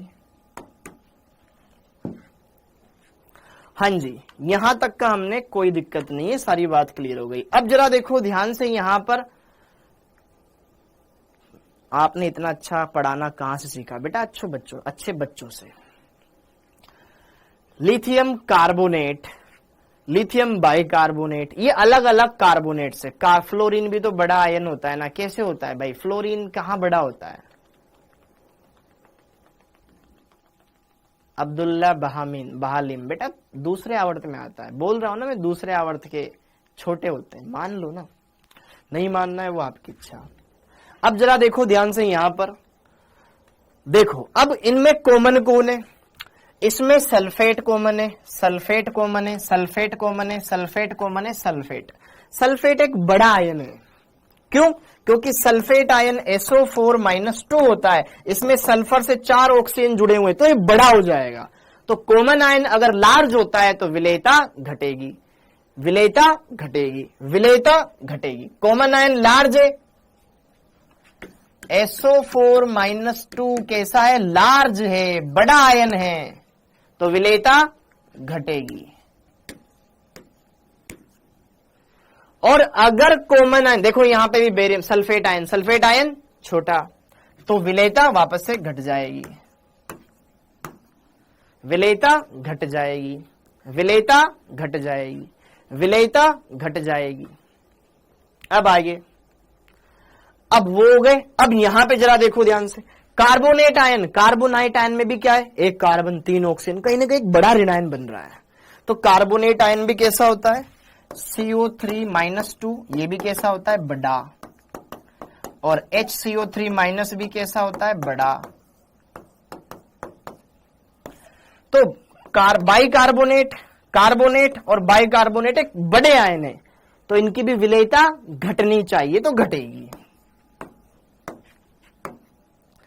इनके बाइकार्बोनेटों की विलेयता भी घटेगी।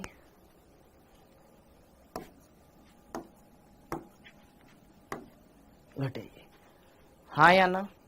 अब इन दोनों में देखो ध्यान से, इनमें ये बढ़ती जाती है, इसीलिए स्टार लगवाया, ये 2 ध्यान रखना है बस, इसीलिए स्टार लगवाया। इनमें भले आपका कार्बोनेट आयन क्या है बेटा? बड़ा है, बाइकार्बोनेट बड़ा है, लेकिन क्षार धातुओं के हमें कैसे पता चलेगा कौन सा बड़ा है? अरे मैं लिख तो रहा हूं ना बालक, सारे तो करवा दिए, अब तेरे को याद कौन सा करना है? सब तो बता दिया मैंने, ठीक है? तो यहां पे ये आयन बड़े हैं, बिल्कुल बड़े हैं, फिर भी विलेयता बढ़ती है, स्टार लगवा दिया है।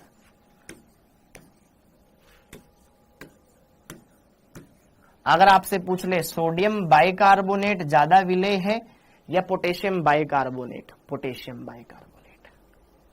ठीक है, क्लियर है? ओके, हाँ जी, समझ में आया? ओके, ये 2 आपको ध्यान में रखना है, क्योंकि इनके लिए आप फिजिकल केमिस्ट्री में पढ़ाओगे ना, विलेयता गुणनफल KSP। रट्टा क्यों लगाना है ठाकुर साहब? बस ये 2 ध्यान रख लो। KSP विलेयता गुणनफल, उनके मान डिफरेंट प्राप्त होते हैं, फिजिकल प्रॉपर्टी है वो, किसी की भी अलग हो सकती है। ठीक है, ओके, चार्ज कैसे पता करें? अरे बेटा आपने ये नहीं पढ़ा कि किस पे कितना आवेश होता है, मैं खुद पढ़ा चुका हूं ना भाई। ये क्लियर हो गया? एक बार इसको नोट डाउन कर लो, एक बार इसको नोट डाउन कर लो, ठीक है। अब जरा देखो ध्यान से, यहां पर N के बाद O, AgF, AgCl, AgBr, AgI,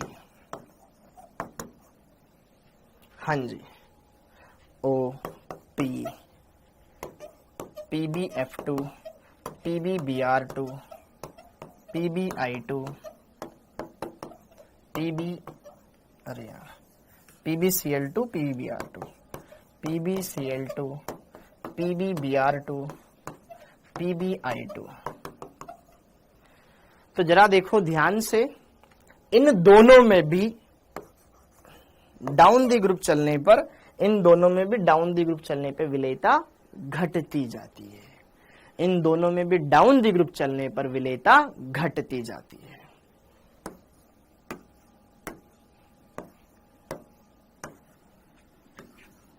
इसका कारण है, ये हम अभी आगे पढ़ेंगे फजान के नियम में।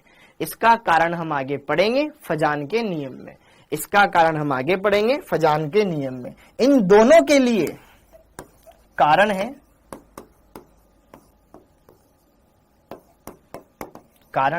कि यार अगर किसी में किसी में अगर आयनिक लक्षण ज्यादा है, आयनिक गुण ज्यादा है, तो जल में विलेयता उसकी ज्यादा होगी, जल में विलेयता उसकी ज्यादा होगी। ये ठीक है, हम आगे पढ़ेंगे फजान का नियम, फजान का नियम आगे पढ़ेंगे।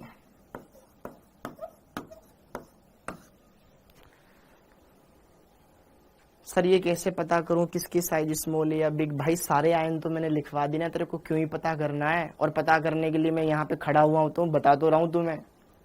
यहाँ पे ये क्या लिखा हुआ है मैंने कि यार अगर फर्स्ट और सेकंड आवर्त का आयन हो तो वो छोटा होता है, और सोडियम आयन भी छोटा आयन है, बाकी सब बड़े आयन है। भरोसा तो रख। सर ये पढ़ा था 11th में, इजी था, फिर भी नहीं आता। अब आगे देखो, तो यहाँ पे ये आयन हो चुके हैं। अब जरा देखो ध्यान से, कुछ बालकों को कुछ नहीं आता, तो जरा देखो ध्यान से भैया, आयन,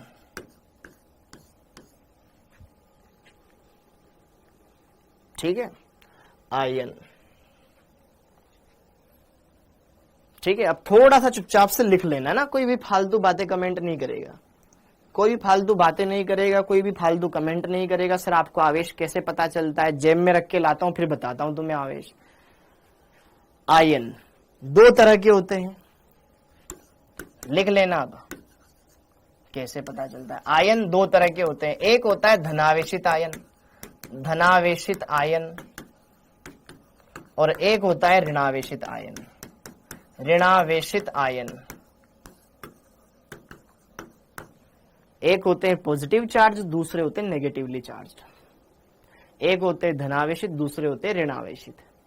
धनावेशित जिन पे धनावेश, और ऋणावेशित जिन पे ऋणावेशित हो, जो ऋणावेशित हो। ठीक है, सबसे पहले मैं धनावेशित की पूरी टेबल बना देता हूं तुम्हारे लिए।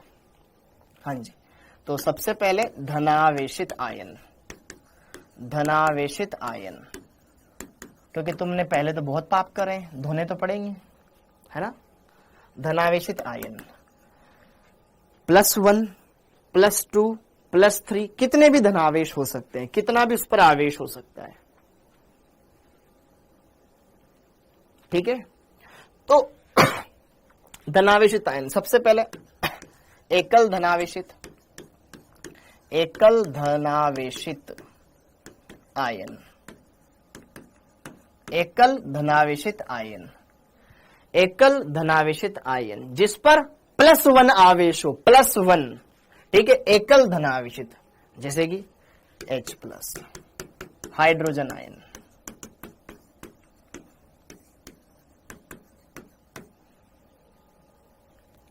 Li+, ठीक है, सबके नाम खुद लिख लेना। लिथियम आयन, ठीक है, यहां पर lithium ion Na+, potassium plus, rubidium plus, caesium plus. ठीक है, ये सब एकल धनावेशित आयन होते हैं। इनके नाम अगर किसी को चाहिए तो लिख लेना। ठीक है, Cs प्लस सीजियम आयन। फिर इसके बाद यहां पर हाँ जी सीजियम आयन, ये तो +1 वाले। इसके अलावा और कौन होता है +1 वाला? ये सब, ये हाइड्रोजन आयन, हाइड्रोजन आयन।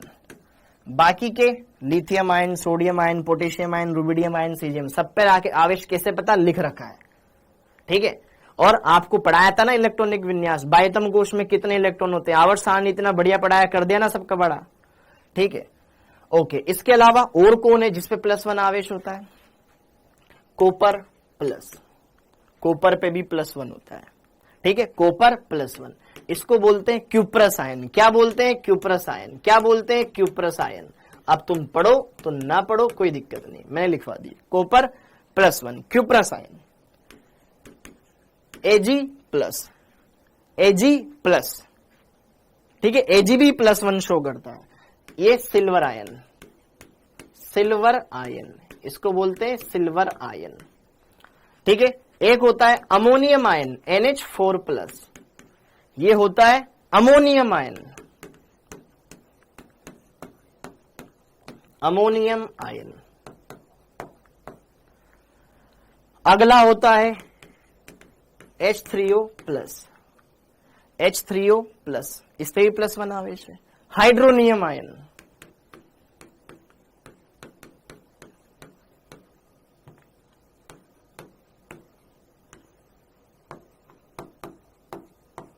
यह वह आयन है जिन पर +1 होता है, ये तो पता होना चाहिए।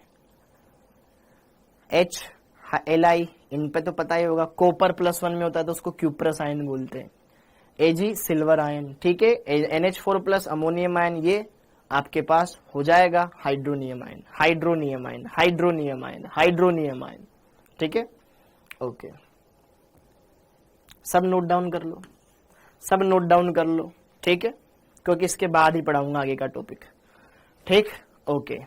फिर इसके बाद दूसरा, +1 के बाद +2 वाले, +1 के बाद +2 वाले द्विधनावेशित या द्विसंयोजी आयन, द्विसंयोजी आयन, द्विसंयोजी आयन जिन पर +2 आवेश हो। Be2+, Mg2+, Ca2+, Sr2+ और Ba2+। बोले तो दूसरे वर्ग के परमाणु सब +2 संयोजकता वाले होते हैं, सब पर आवेश +2 होता है, सब पर आवेश +2 होता है। ये हो गया। ठीक है, सेकंड ग्रुप के, सेकंड ग्रुप के सब +2 आवेशित होते हैं। ठीक, ओके। इसके बाद कॉपर, ये भी +2 में होता है। +1 में होता है तो क्यूप्रस कहा जाता है, +2 में होता है तो इसको क्यूप्रिक कहते हैं, क्यूप्रिक आयन। क्या कहते हैं? Cupric ion, cupric ion. ठीक है, ऐसे ही Fe, ये भी +2 में होता है। Fe +2 में हो तो इसको बोलते हैं फेरस आयन। क्या बोलते हैं? Ferrous ion, ferrous ion. अच्छा, साथ में इसका भाई भी लिख देता हूं, Fe+3, Fe+3 या 3+, कोई फर्क नहीं पड़ता। Fe2+ फेरस, ज्यादा हो जाए तो इक लगा दो, कम वाली में अस, ज्यादा वाली में इक। ये कम संयोजकता वाला है, +2 वाला है, ये ज्यादा वाला है, तो इक लगा दो, फेरिक आयन। ये है तुम्हारा फेरिक आयन, ये है तुम्हारा फेरिक आयन। ठीक है, कुछ के नाम पता होना चाहिए, कुछ के नाम पता होना चाहिए। ये सब तुम्हें पता होना चाहिए, ये तुम्हें आना चाहिए, और तुम्हें अणु देख करके आवेश तो बताना ही आना चाहिए। क्या करोगे फिर नीट में? हाँ जी, ये द्विसंयोजी धनायन है, ये द्विसंयोजी धनायन है, धनायन। ठीक है, धनायन। ओके, ठीक है, ओके। तो ये धनायन समझ में आया। फिर इसके बाद ये क्लियर हो गया। ओके, द्विसंयोजी में और कौन हो सकता है जो इंपोर्टेंट हो, इनसे काम चल जाएगा, ठीक है, बाकी और इंपोर्टेंट नहीं है। हाँ, इन पर +2 धनावेश होता है। त्रिसंयोजी में एल्यूमिनियम आयन है, बाकी तो और कोई इतना कोई खास है नहीं कि जिसके बिना तुम्हारा काम ही न चले, ठीक है, ओके। थर्ड, त्रिसंयोजी धनायन, त्रिसंयोजी धनायन, त्रिसंयोजी धन आयन, ठीक है। ग्रुप नंबर 13, जबकि मैं पहले बता चुका हूं, फिर भी सर कैसे निकालते हैं आवेश? Boron, aluminium, gallium, indium, thallium, ये त्रिसंयोजी होते हैं, इन पर +3 आवेश होता है।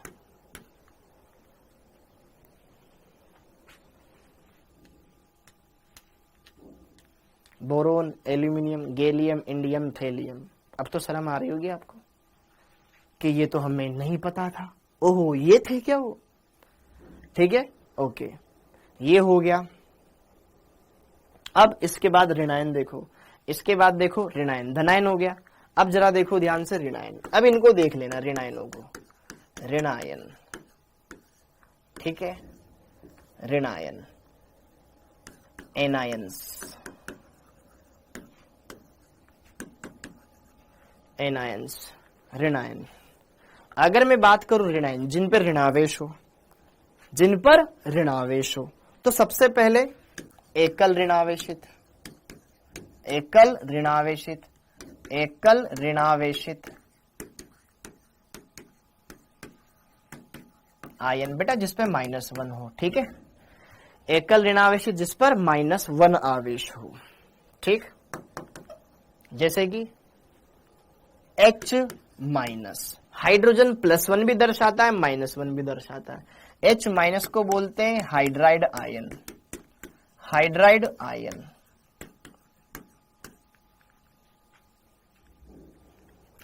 F-, Cl-, Br-, I-, सब पर -1, ये fluoride ion, fluoride ion, fluoride ion, यह क्लोराइड आयन,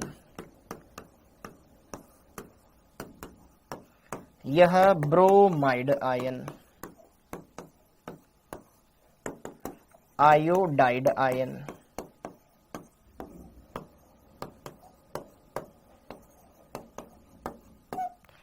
आयोडाइड आयन। इतना क्लियर हो गया। फिर OH-, इसको क्या बोलते हैं? Hydroxide ion, hydroxide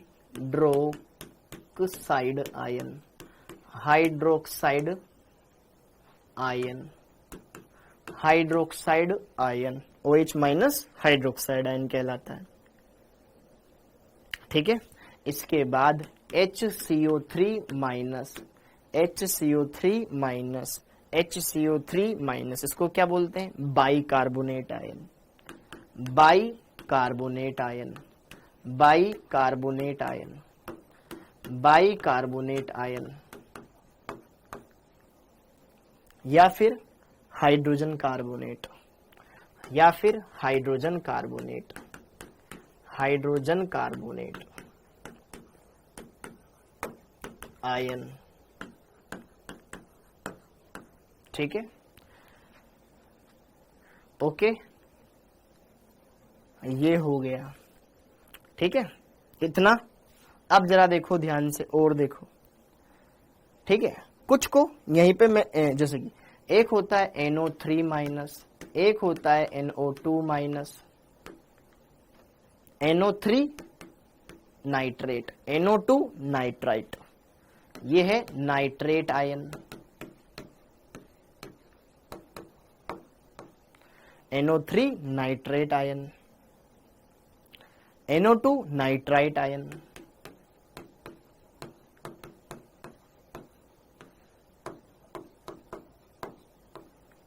nitrite ion. एक होता है N3 minus N3 minus N3 minus N3 minus, इसको बोला जाता है एजाइड आयन, एजाइड आयन, ठीक है, azide ion, azide ion,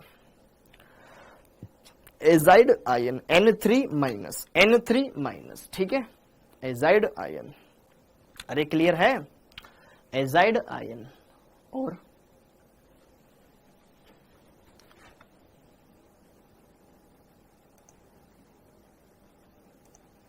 azide ion, ठीक है, ओके, हाँ जी। अब आगे NH2 माइनस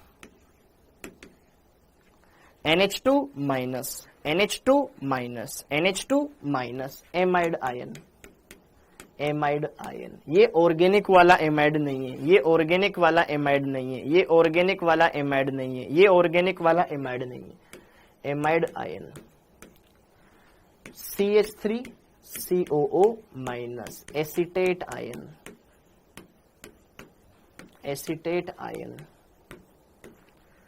एसीटेट आयन, ठीक है, एसीटेट आयन, ठीक है। तो ये हो गए। अब ये सारे के सारे एकल ऋणावेशित आयन, ये सारे के सारे एकल ऋणावेशित आयन, ये सारे आपके एकल ऋणावेशित आयन। अब जरा देखो ध्यान से यहाँ पर, अरे पढ़ा देते हैं बेटा, बता देते हैं, वरना ना फिर ये पाप ना निकलते हैं भैया, निकलते हैं, ये पाप निकलते हैं बेटा। फिर यही बोलते हैं कि सर ने तो कुछ पढ़ाया ही नहीं है, सर का तो कुछ समझ में आता ही नहीं है बेटा, ठीक है, ओके, हाँ जी। इसके बाद द्विधनावेशित ऋणायन, द्विधनावेशित ऋणायन, मुश्किल से मुश्किल 15 मिनट लगेंगे बेटा, ठीक है। द्विऋणावेशित आयन, द्विऋणावेशित आयन, द्विऋणावेशित आयन, क्योंकि इन्होंने अपनी 9-10 तो सुधारी नहीं है, ठीक है, पाप तो काटने पड़ेंगे ना बेटा, किसी न किसी के तो हिस्से में जाएंगे वो। द्विऋणावेशित आयन -2 वाले, जैसे कि CO3 -2, पहले सिंपल वाले देख लेते हैं या फिर जो भी देख लेते हैं। CO3 -2, जिसको जाना है बेटा वो जा सकते हैं, जिसको जाना है वो जा सकते हैं बेटा, कौन रोक सकता है। CO3 -2 carbonate ion, carbonate ion, ये लिखवाऊंगा मैं बेटा आपको, ये कार्बोनेट आयन, ठीक है। इसके बाद आता है सल्फेट, SO4 -2, ये होता है आपका सल्फेट आयन। अरे लिख लो भाई, लिख लो, बहुत कुछ अच्छा अच्छा देखेगा, ठीक है। सल्फेट आयन लिख लो, सल्फेट आयन, ठीक है। इसके अलावा कार्बोनेट हो गया, सल्फेट हो गया, हाँ, H2O3 2-, इसको क्या बोलते हैं, इसको क्या बोलते हैं, अरे रासायनिक सूत्र बनाओगे ना, काम आएगा ना तुम्हारे, हाँ जी। इसको क्या बोलते हैं, इसको क्या बोलते हैं, कौन सा ऋणायन है ये,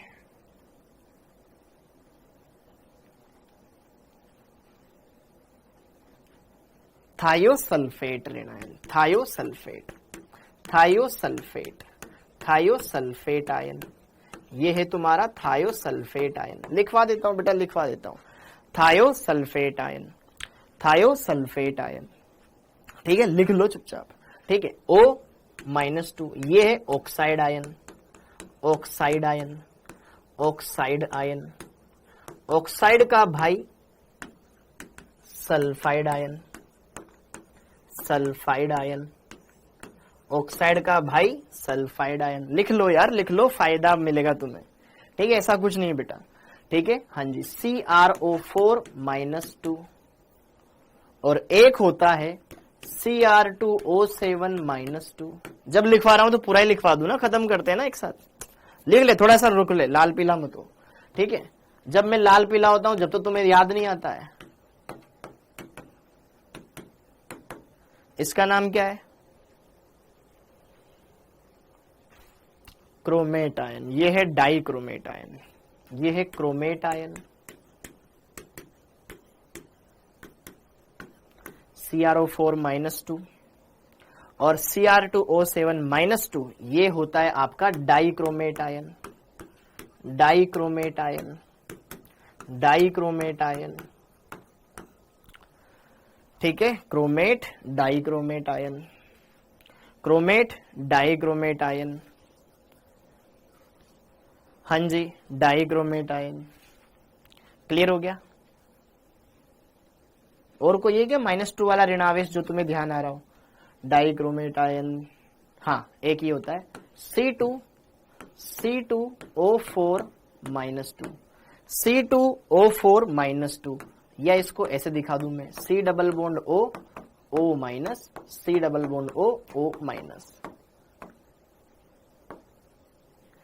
इसको बोलते हैं oxalate ion, oxalate ion, oxalate ion, oxalate ion, oxalate ion, oxalate ion, oxalate ion. ठीक है, ओके। और अच्छा, यहाँ पे एकल धनावेशित में ये कुछ छूट गया। एकल धनावेशित में ClO4 minus, IO4 minus, ClO3 minus, IO3 minus, ये छूट गया। इनको भी जरा देखो ध्यान से। ClO4 माइनस को क्या बोलते हैं? ClO4 माइनस को क्या बोलते हैं? ClO4 माइनस को क्या बोलते हैं? Perchlorate ion. ये है परक्लोरेट, परक्लोरेट। ये पर आयोडेट, पर आयोडेट। और ये है सिंपल क्लोरेट।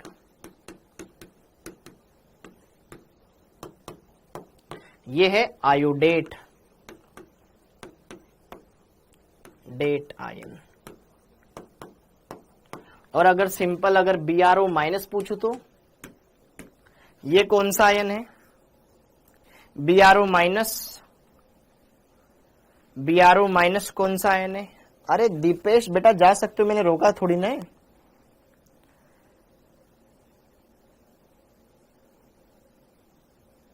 ब्रोमेट, जैसे क्लोरेट, आयोडेट, वैसे ही bromate, bromate, bromate ion, bromate ion.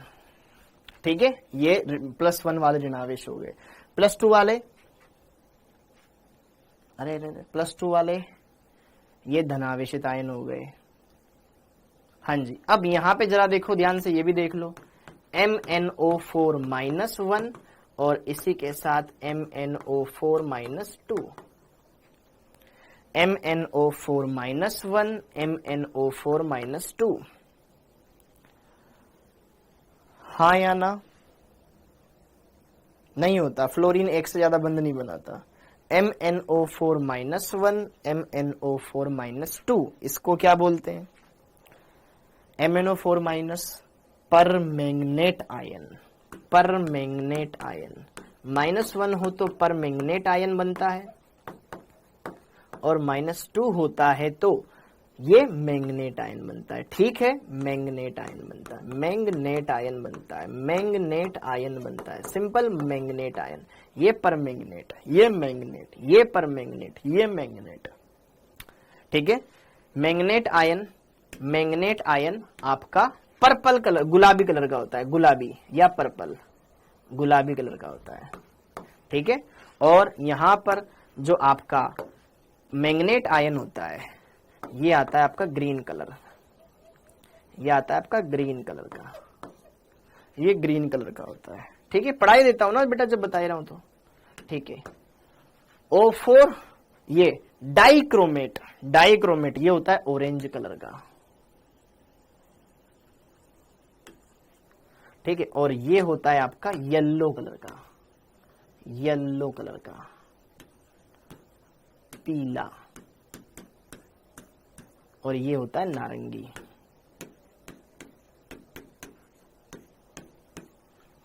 ठीक है, हाँ जी, क्लियर हो गया, समझ में आ गया? ये आपको पता होना चाहिए। क्लियर है? क्योंकि मैं बता रहा हूं तो सब आपको बता दूंगा, सब बता दूंगा। और इनके कलर से आपको ध्यान आ जाएगा ना कि permanganate ion pink colour, manganate ion हरा, डाइक्रोमेट ऑरेंज और क्रोमेट पीला। अब जरा देखो ध्यान से, अब जरा देखो ध्यान से। अरे ऋणावेशित आयन सब लिखा देता हूं ना, एक साथ खत्म करते हैं ना बेटा यार, सब समझो बात को। ओके हाँ जी, ये हो गया, अब ये हो गया। अब जरा देखो ध्यान से, कुछ स्पेशल फिर आगे बढ़ेंगे, कुछ स्पेशल फिर आगे बढ़ेंगे। ऑक्साइड आयन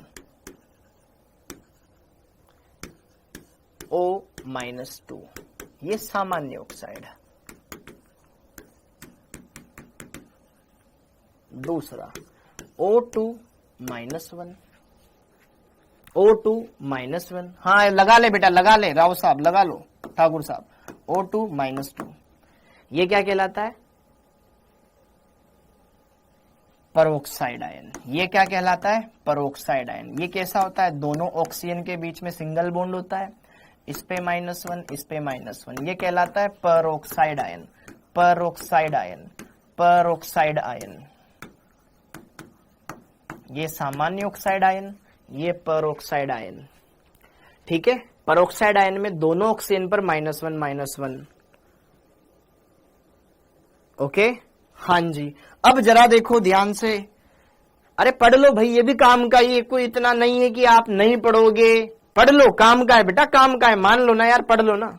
ठीक है ओके। और एक होता है O2-1, -2 हो तो परोक्साइड और -1 हो तो ये बोलते हैं इसको सुपरऑक्साइड आयन।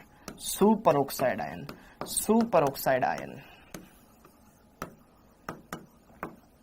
ये है सुपरऑक्साइड आयन। ठीक है ओके हाँ जी, सुपरऑक्साइड आयन। तो ये ऑक्साइड के भी बारे में आपको पता होना चाहिए। तो ये ऋणावेशित आयनों के बारे में पता चल गया, ऋणावेशित आयनों के बारे में पता चल गया, त्रिऋणावेशित। ओके, और मेरे को जो जो लिखवाने थे वो बोर्ड पर आ गए क्या? ठीक है। और एक सी, त्रिऋणावेशित, सी त्रिऋणावेशित, त्रिऋणावेशित आयन जिन पर -3 आवेश हो, जैसे कि N3-P3-, N3- को क्या बोलते हैं? अब इनका बारे में बता दो। N3- क्या होता है? N3- क्या होता है? N3- क्या होता है? अरे लिखवा लें दो भाई, लिखवा लें दो, ये भी पापे काट रहा हूं मैं तुम्हारे। N3- क्या होता है? N3- क्या होता है? कहां गया?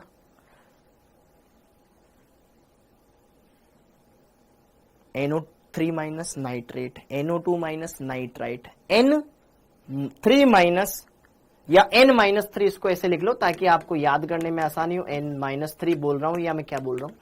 N-3, इसको क्या बोलते हैं? Nitride, nitride, nitride ion, nitride ion.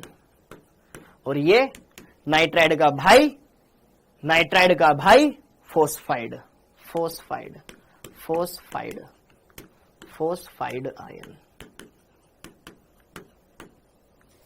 Nitride, फोस्फाइड, nitride. अरे एजाइड ये था भाई, N3-, ये था एजाइड। ठीक है हाँ जी। अगला PO4-3, ये तो जानते ही हो आप, phosphide, sorry phosphate, phosphate ion, phosphate ion, phosphate ion, phosphate ion, phosphate ion, nitride ion, phosphide ion, phosphate ion, इनके बारे में भी पता होना चाहिए। अच्छा, यहां पे मैंने कुछ आयन बेटा यहां पर आपको लिखवाने में एक भूल हो गई। ये सल्फेट, सल्फेट का भाई देखो, ये लिख लेना, SO4-2 हो तो ये कहलाता है सल्फेट आयन। और अगर SO4 की बजाय SO3-2 हो तो ये कहलाता है आपका सल्फाइट, सल्फाइट आयन। इसको भी लिख लेना, +3 बोलो या 3+ बोलो, बात एक ही है। ठीक है ओके, ये वाला भी लिख लेना। अरे लिख लो लिख लो लिख लो लिख लो लिख लो, आगे चल के लिखवाना है, लिख लो ना यहीं पे, ऐसा तो कुछ है नहीं। तो अब कोई बच्चा ये बोलना चाहता है कि आवेश कैसे निकालते हैं, अब कोई ये बोलना चाहता है कि आवेश कैसे निकालते हैं।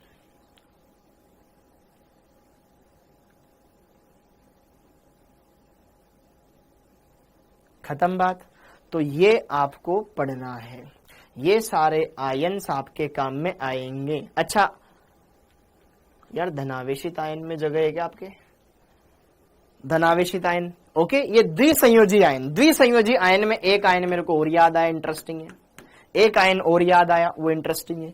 एक होता है Hg2+, एक होता है Hg2+, और एक होता है Hg2+, ठीक है।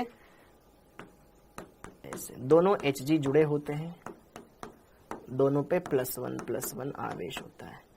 इसका नाम क्या है, इसका नाम क्या है? ये वाला कौन सा आयन कहलाता है, ये वाला कौन सा आयन कहलाता है? Hg पर +1 आवेश, मर्क्यूरस। ये है मर्क्यूरस आयन, ये है mercurous ion,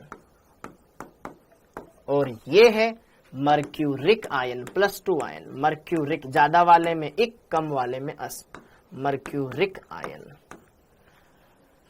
mercurous ion, mercuric ion, mercurous ion, mercuric ion. तो जरा देखो ध्यान से, ये क्लियर हो गया? क्लियर हो गया सब कुछ? ओके, हाँ जी। तो जरा देखो ध्यान से, यहां पर कुछ कंपाउंड्स के नाम बता दो मुझे। Hg2Cl2, इसका नाम क्या बनेगा? फटाफट से बता दो। CsClO4, इसका नाम क्या बनेगा? फटाफट से मुझे ये बता दो आप। BeC2O4, इसका नाम क्या बनेगा? फटाफट से मुझे ये बता दो आप। Rb2Cr2O7 का नाम क्या बनेगा? ठीक है, फटाफट से आप मुझे Li3N का नाम बता दो। फटाफट से आप मुझे NaN3 का नाम बता दो।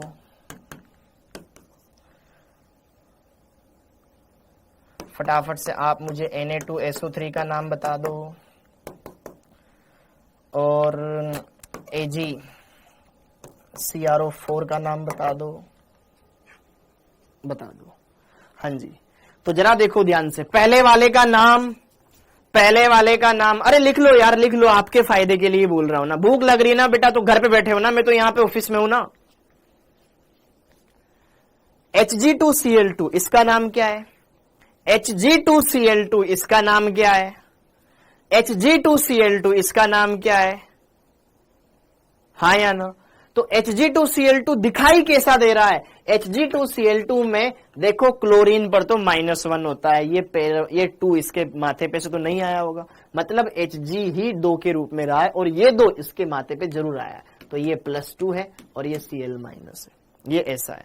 तो ये मर्क्यूरस धनायन और ये Cl ऋणायन, आगे धनायन लिखा जाता है, पीछे ऋणायन लिखा जाता है, तो mercurous chloride, mercurous chloride, mercurous chloride.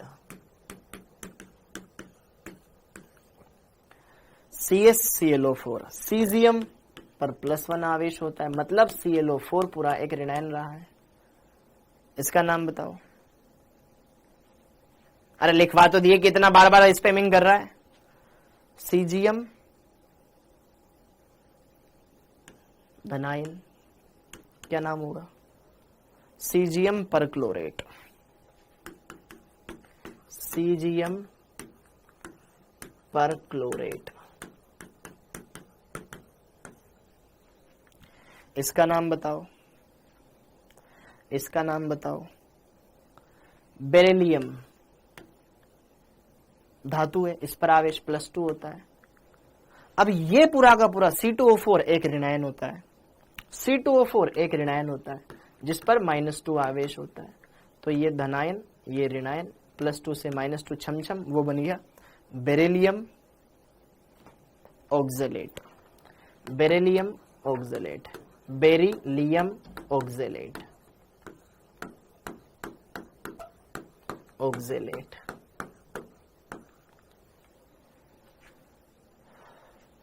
यहां पे बताओ, रुबिडियम एस ब्लॉक में आता है, तो यहाँ पे तो Rb होगा सिर्फ +1। अब ये Cr2O7 ये 2 ये इसके माथे पे से आया होगा, Cr2O7 -2 ये रुबिडियम और ये इसका नाम rubidium dichromate. Very good, rubidium dichromate, rubidium dichromate, rubidium dichromate, rubidium dichromate. अरे ठीक है यार, कोई बात नहीं, एक दिन इसके नाम रुबिडियम डाइक्रोमेट। ये हम आगे देखते हैं, रेडॉक्स वाले में पहले ही देख लिए, रुबिडियम डाइक्रोमेट। ओके, हाँ जी। अब Li3n, इसका नाम बताओ। Li3n, Li3n लिथियम पर तो सिर्फ +1 आवेश होता है, ये 3 इसके माथे पे से आया होगा, तो आगे वाला धनायन पीछे वाला ऋणायन ये तो रहेगा ही रहेगा। इसका नाम बताओ। लिथियम, लिथियम और ये N3-, N पर -3 आवेश है, lithium nitride, nitride ion, lithium nitride, lithium nitride. इसका बताओ। सोडियम पर तो +1 आवेश ही होता है, मतलब ये N3 तो खुद अपने आप में एक ऋणावेश है। इसका नाम बताओ।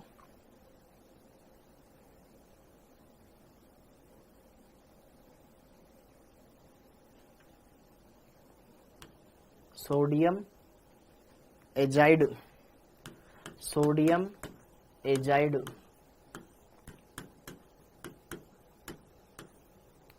इसका नाम बताओ।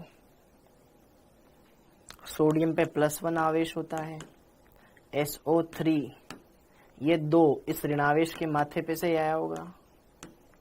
सोडियम सल्फेट, सोडियम सल्फेट या सोडियम सल्फाइट, ये सल्फाइट आयन है। सोडियम सल्फेट आयन SO4-2 होता है, सल्फाइट आयन SO3-2 होता है। Sulphite, sodium sulphite, sodium sulphite. AgCrO4, AgCrO4। अरे वंदना जी बेटा ये तो सीख लो ना, क्या दिक्कत है, ऐसा कुछ तो है नहीं कि सीख लोगे तो बेटा नुकसान हो जाएगा, हाथ गिर जाएगा ज्यादा। Ag पर प्लस होता है, CrO4 पर माइनस आएगा। अरे यार ये तो गलत फॉर्मूला बन गया, यहाँ पे Ag2 आएगा, Ag2CrO4, Ag2CrO4, Ag2CrO4, क्योंकि इस पर क्रोमेट आयन क्या होता है, -2 होता है ना, Ag पे तो plus. Silver chromate, silver chromate, silver chromate, silver chromate.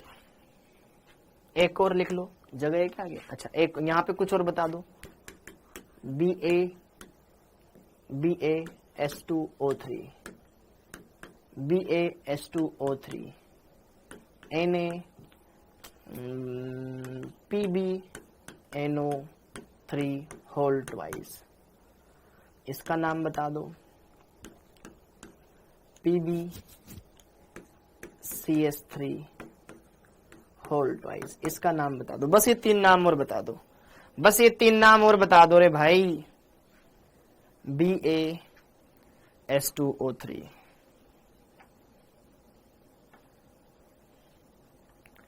BaS2O3। अब Ba बेरियम +2 में होता है, तो ये तो पूरा का पूरा एक जटिल ऋणायन है। S2O3 क्या होता है, -2। ये बेरियम और ये थायोसल्फेट, तो बेरियम थायोसल्फेट, बेरियम थायोसल्फेट। ठीक है यार, ठीक है, कोई दिक्कत नहीं है। Pb को क्या बोलते हैं, Pb को क्या बोलते हैं, लेड। Pb को क्या बोलते हैं, लेड।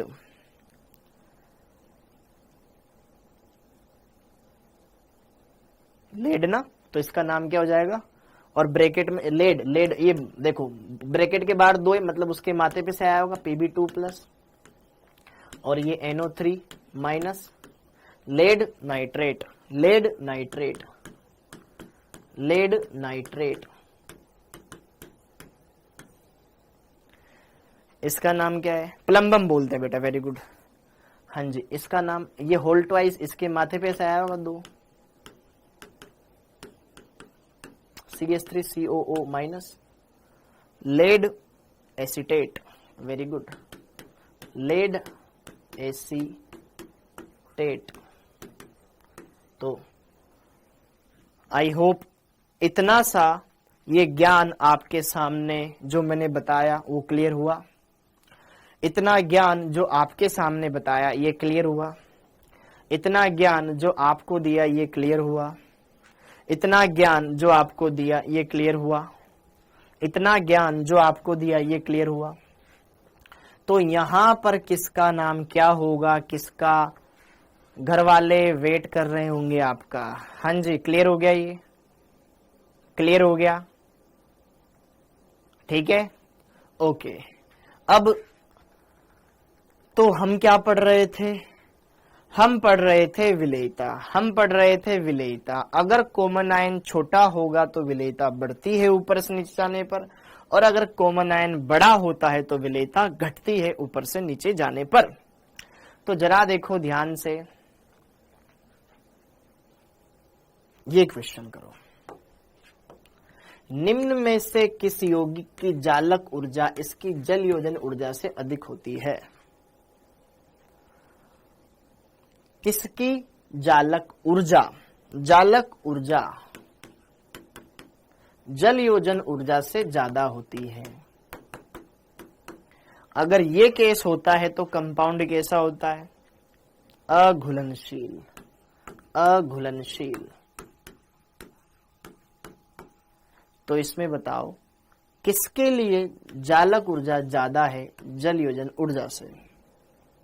अर्थात वो कंपाउंड सबसे कम घुलनशील होगा, वो कंपाउंड सबसे कम घुलनशील होगा, वो कंपाउंड सबसे कम घुलनशील, सॉरी अघुलनशील सबसे। देखो बेरियम सबसे ऊपर, barium sulphate, beryllium sulphate, magnesium sulphate और बेरियम सल्फेट नीचे आता है। कॉमन आयन कौन है? कॉमन आयन कौन है? Sulphate, sulphate, sulphate. Common ion कौन है? सल्फेट। कॉमन आयन बड़ा है, बड़ा है, बड़ा है, बड़ा है, ये बड़ा आयन है। कॉमन आयन सल्फेट बड़ा आयन है। तो ऊपर से नीचे चलने पर विलेयता घटेगी, ऊपर से नीचे चलने पर विलेयता घटेगी, विलेयता घटेगी। तो अर्थात इसके लिए जालक ऊर्जा ज्यादा रही होगी हाइड्रेशन एनर्जी से। यह वो कंपाउंड है जिसकी जालक ऊर्जा ज्यादा रही है, उसकी, यह वो कंपाउंड है जिसकी विलेयता ज्यादा रही होगी, उसकी विलेयता कम रही होगी। क्यों? क्योंकि विलेयता घट रही है, विलेयता घट रही है, इसका मतलब हाइड्रेशन एनर्जी कम रही जालक ऊर्जा से। तो यहां पे आंसर क्या हो जाएगा? ऑप्शन नंबर 1 हो जाएगा। अगर पूछ लेता है किसकी विलेयता ज्यादा, इसकी विलेयता ज्यादा है, इसकी विलेयता ज्यादा है, अर्थात इसके लिए जल योजन ऊर्जा का मान ज्यादा है। ठीक है, अगला क्वेश्चन ये हो गया, ये हो गया।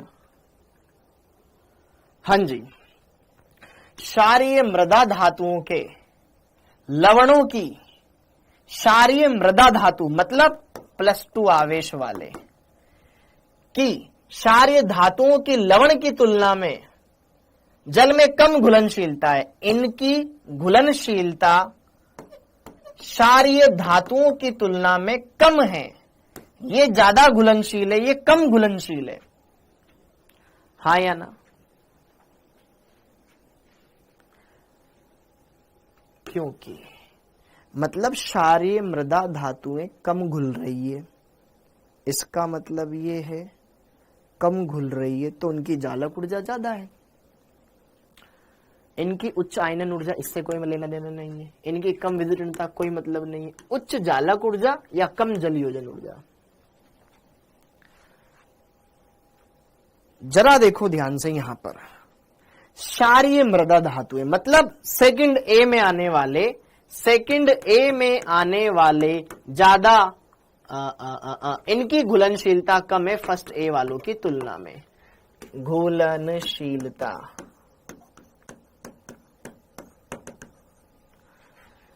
जरा देखो ध्यान से, सेकंड ए वालों की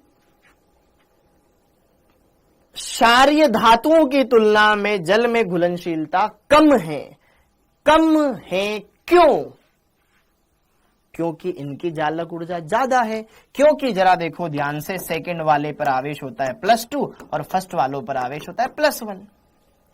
तो +2 तो जल योजन ऊर्जा क्या कम रहेगी क्या भैया? जिस पर आवेश ज्यादा होता है उसकी जल योजन ऊर्जा भी ज्यादा होती है।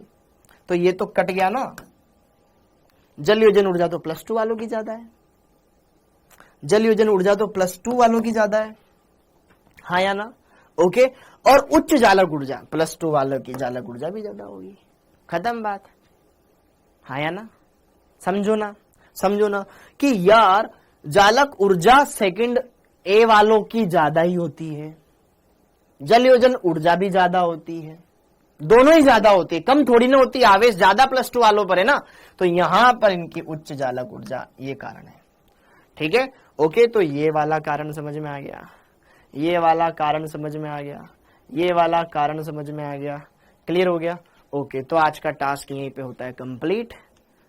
तो जरा देखो ध्यान से, ये सारी बातें हमने पढ़ ली, ये सारी बातें हमने पढ़ ली, ये सारी बातें हमने पढ़ ली। तो कल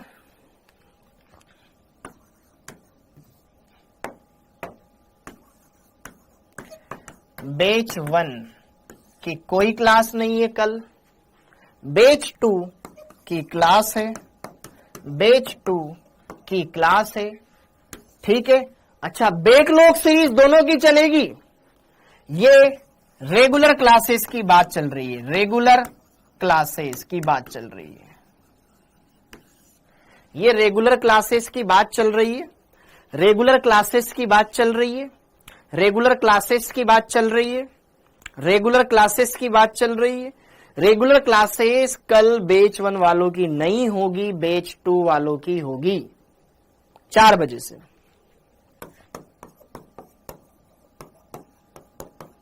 ठीक है, बैकलॉग सीरीज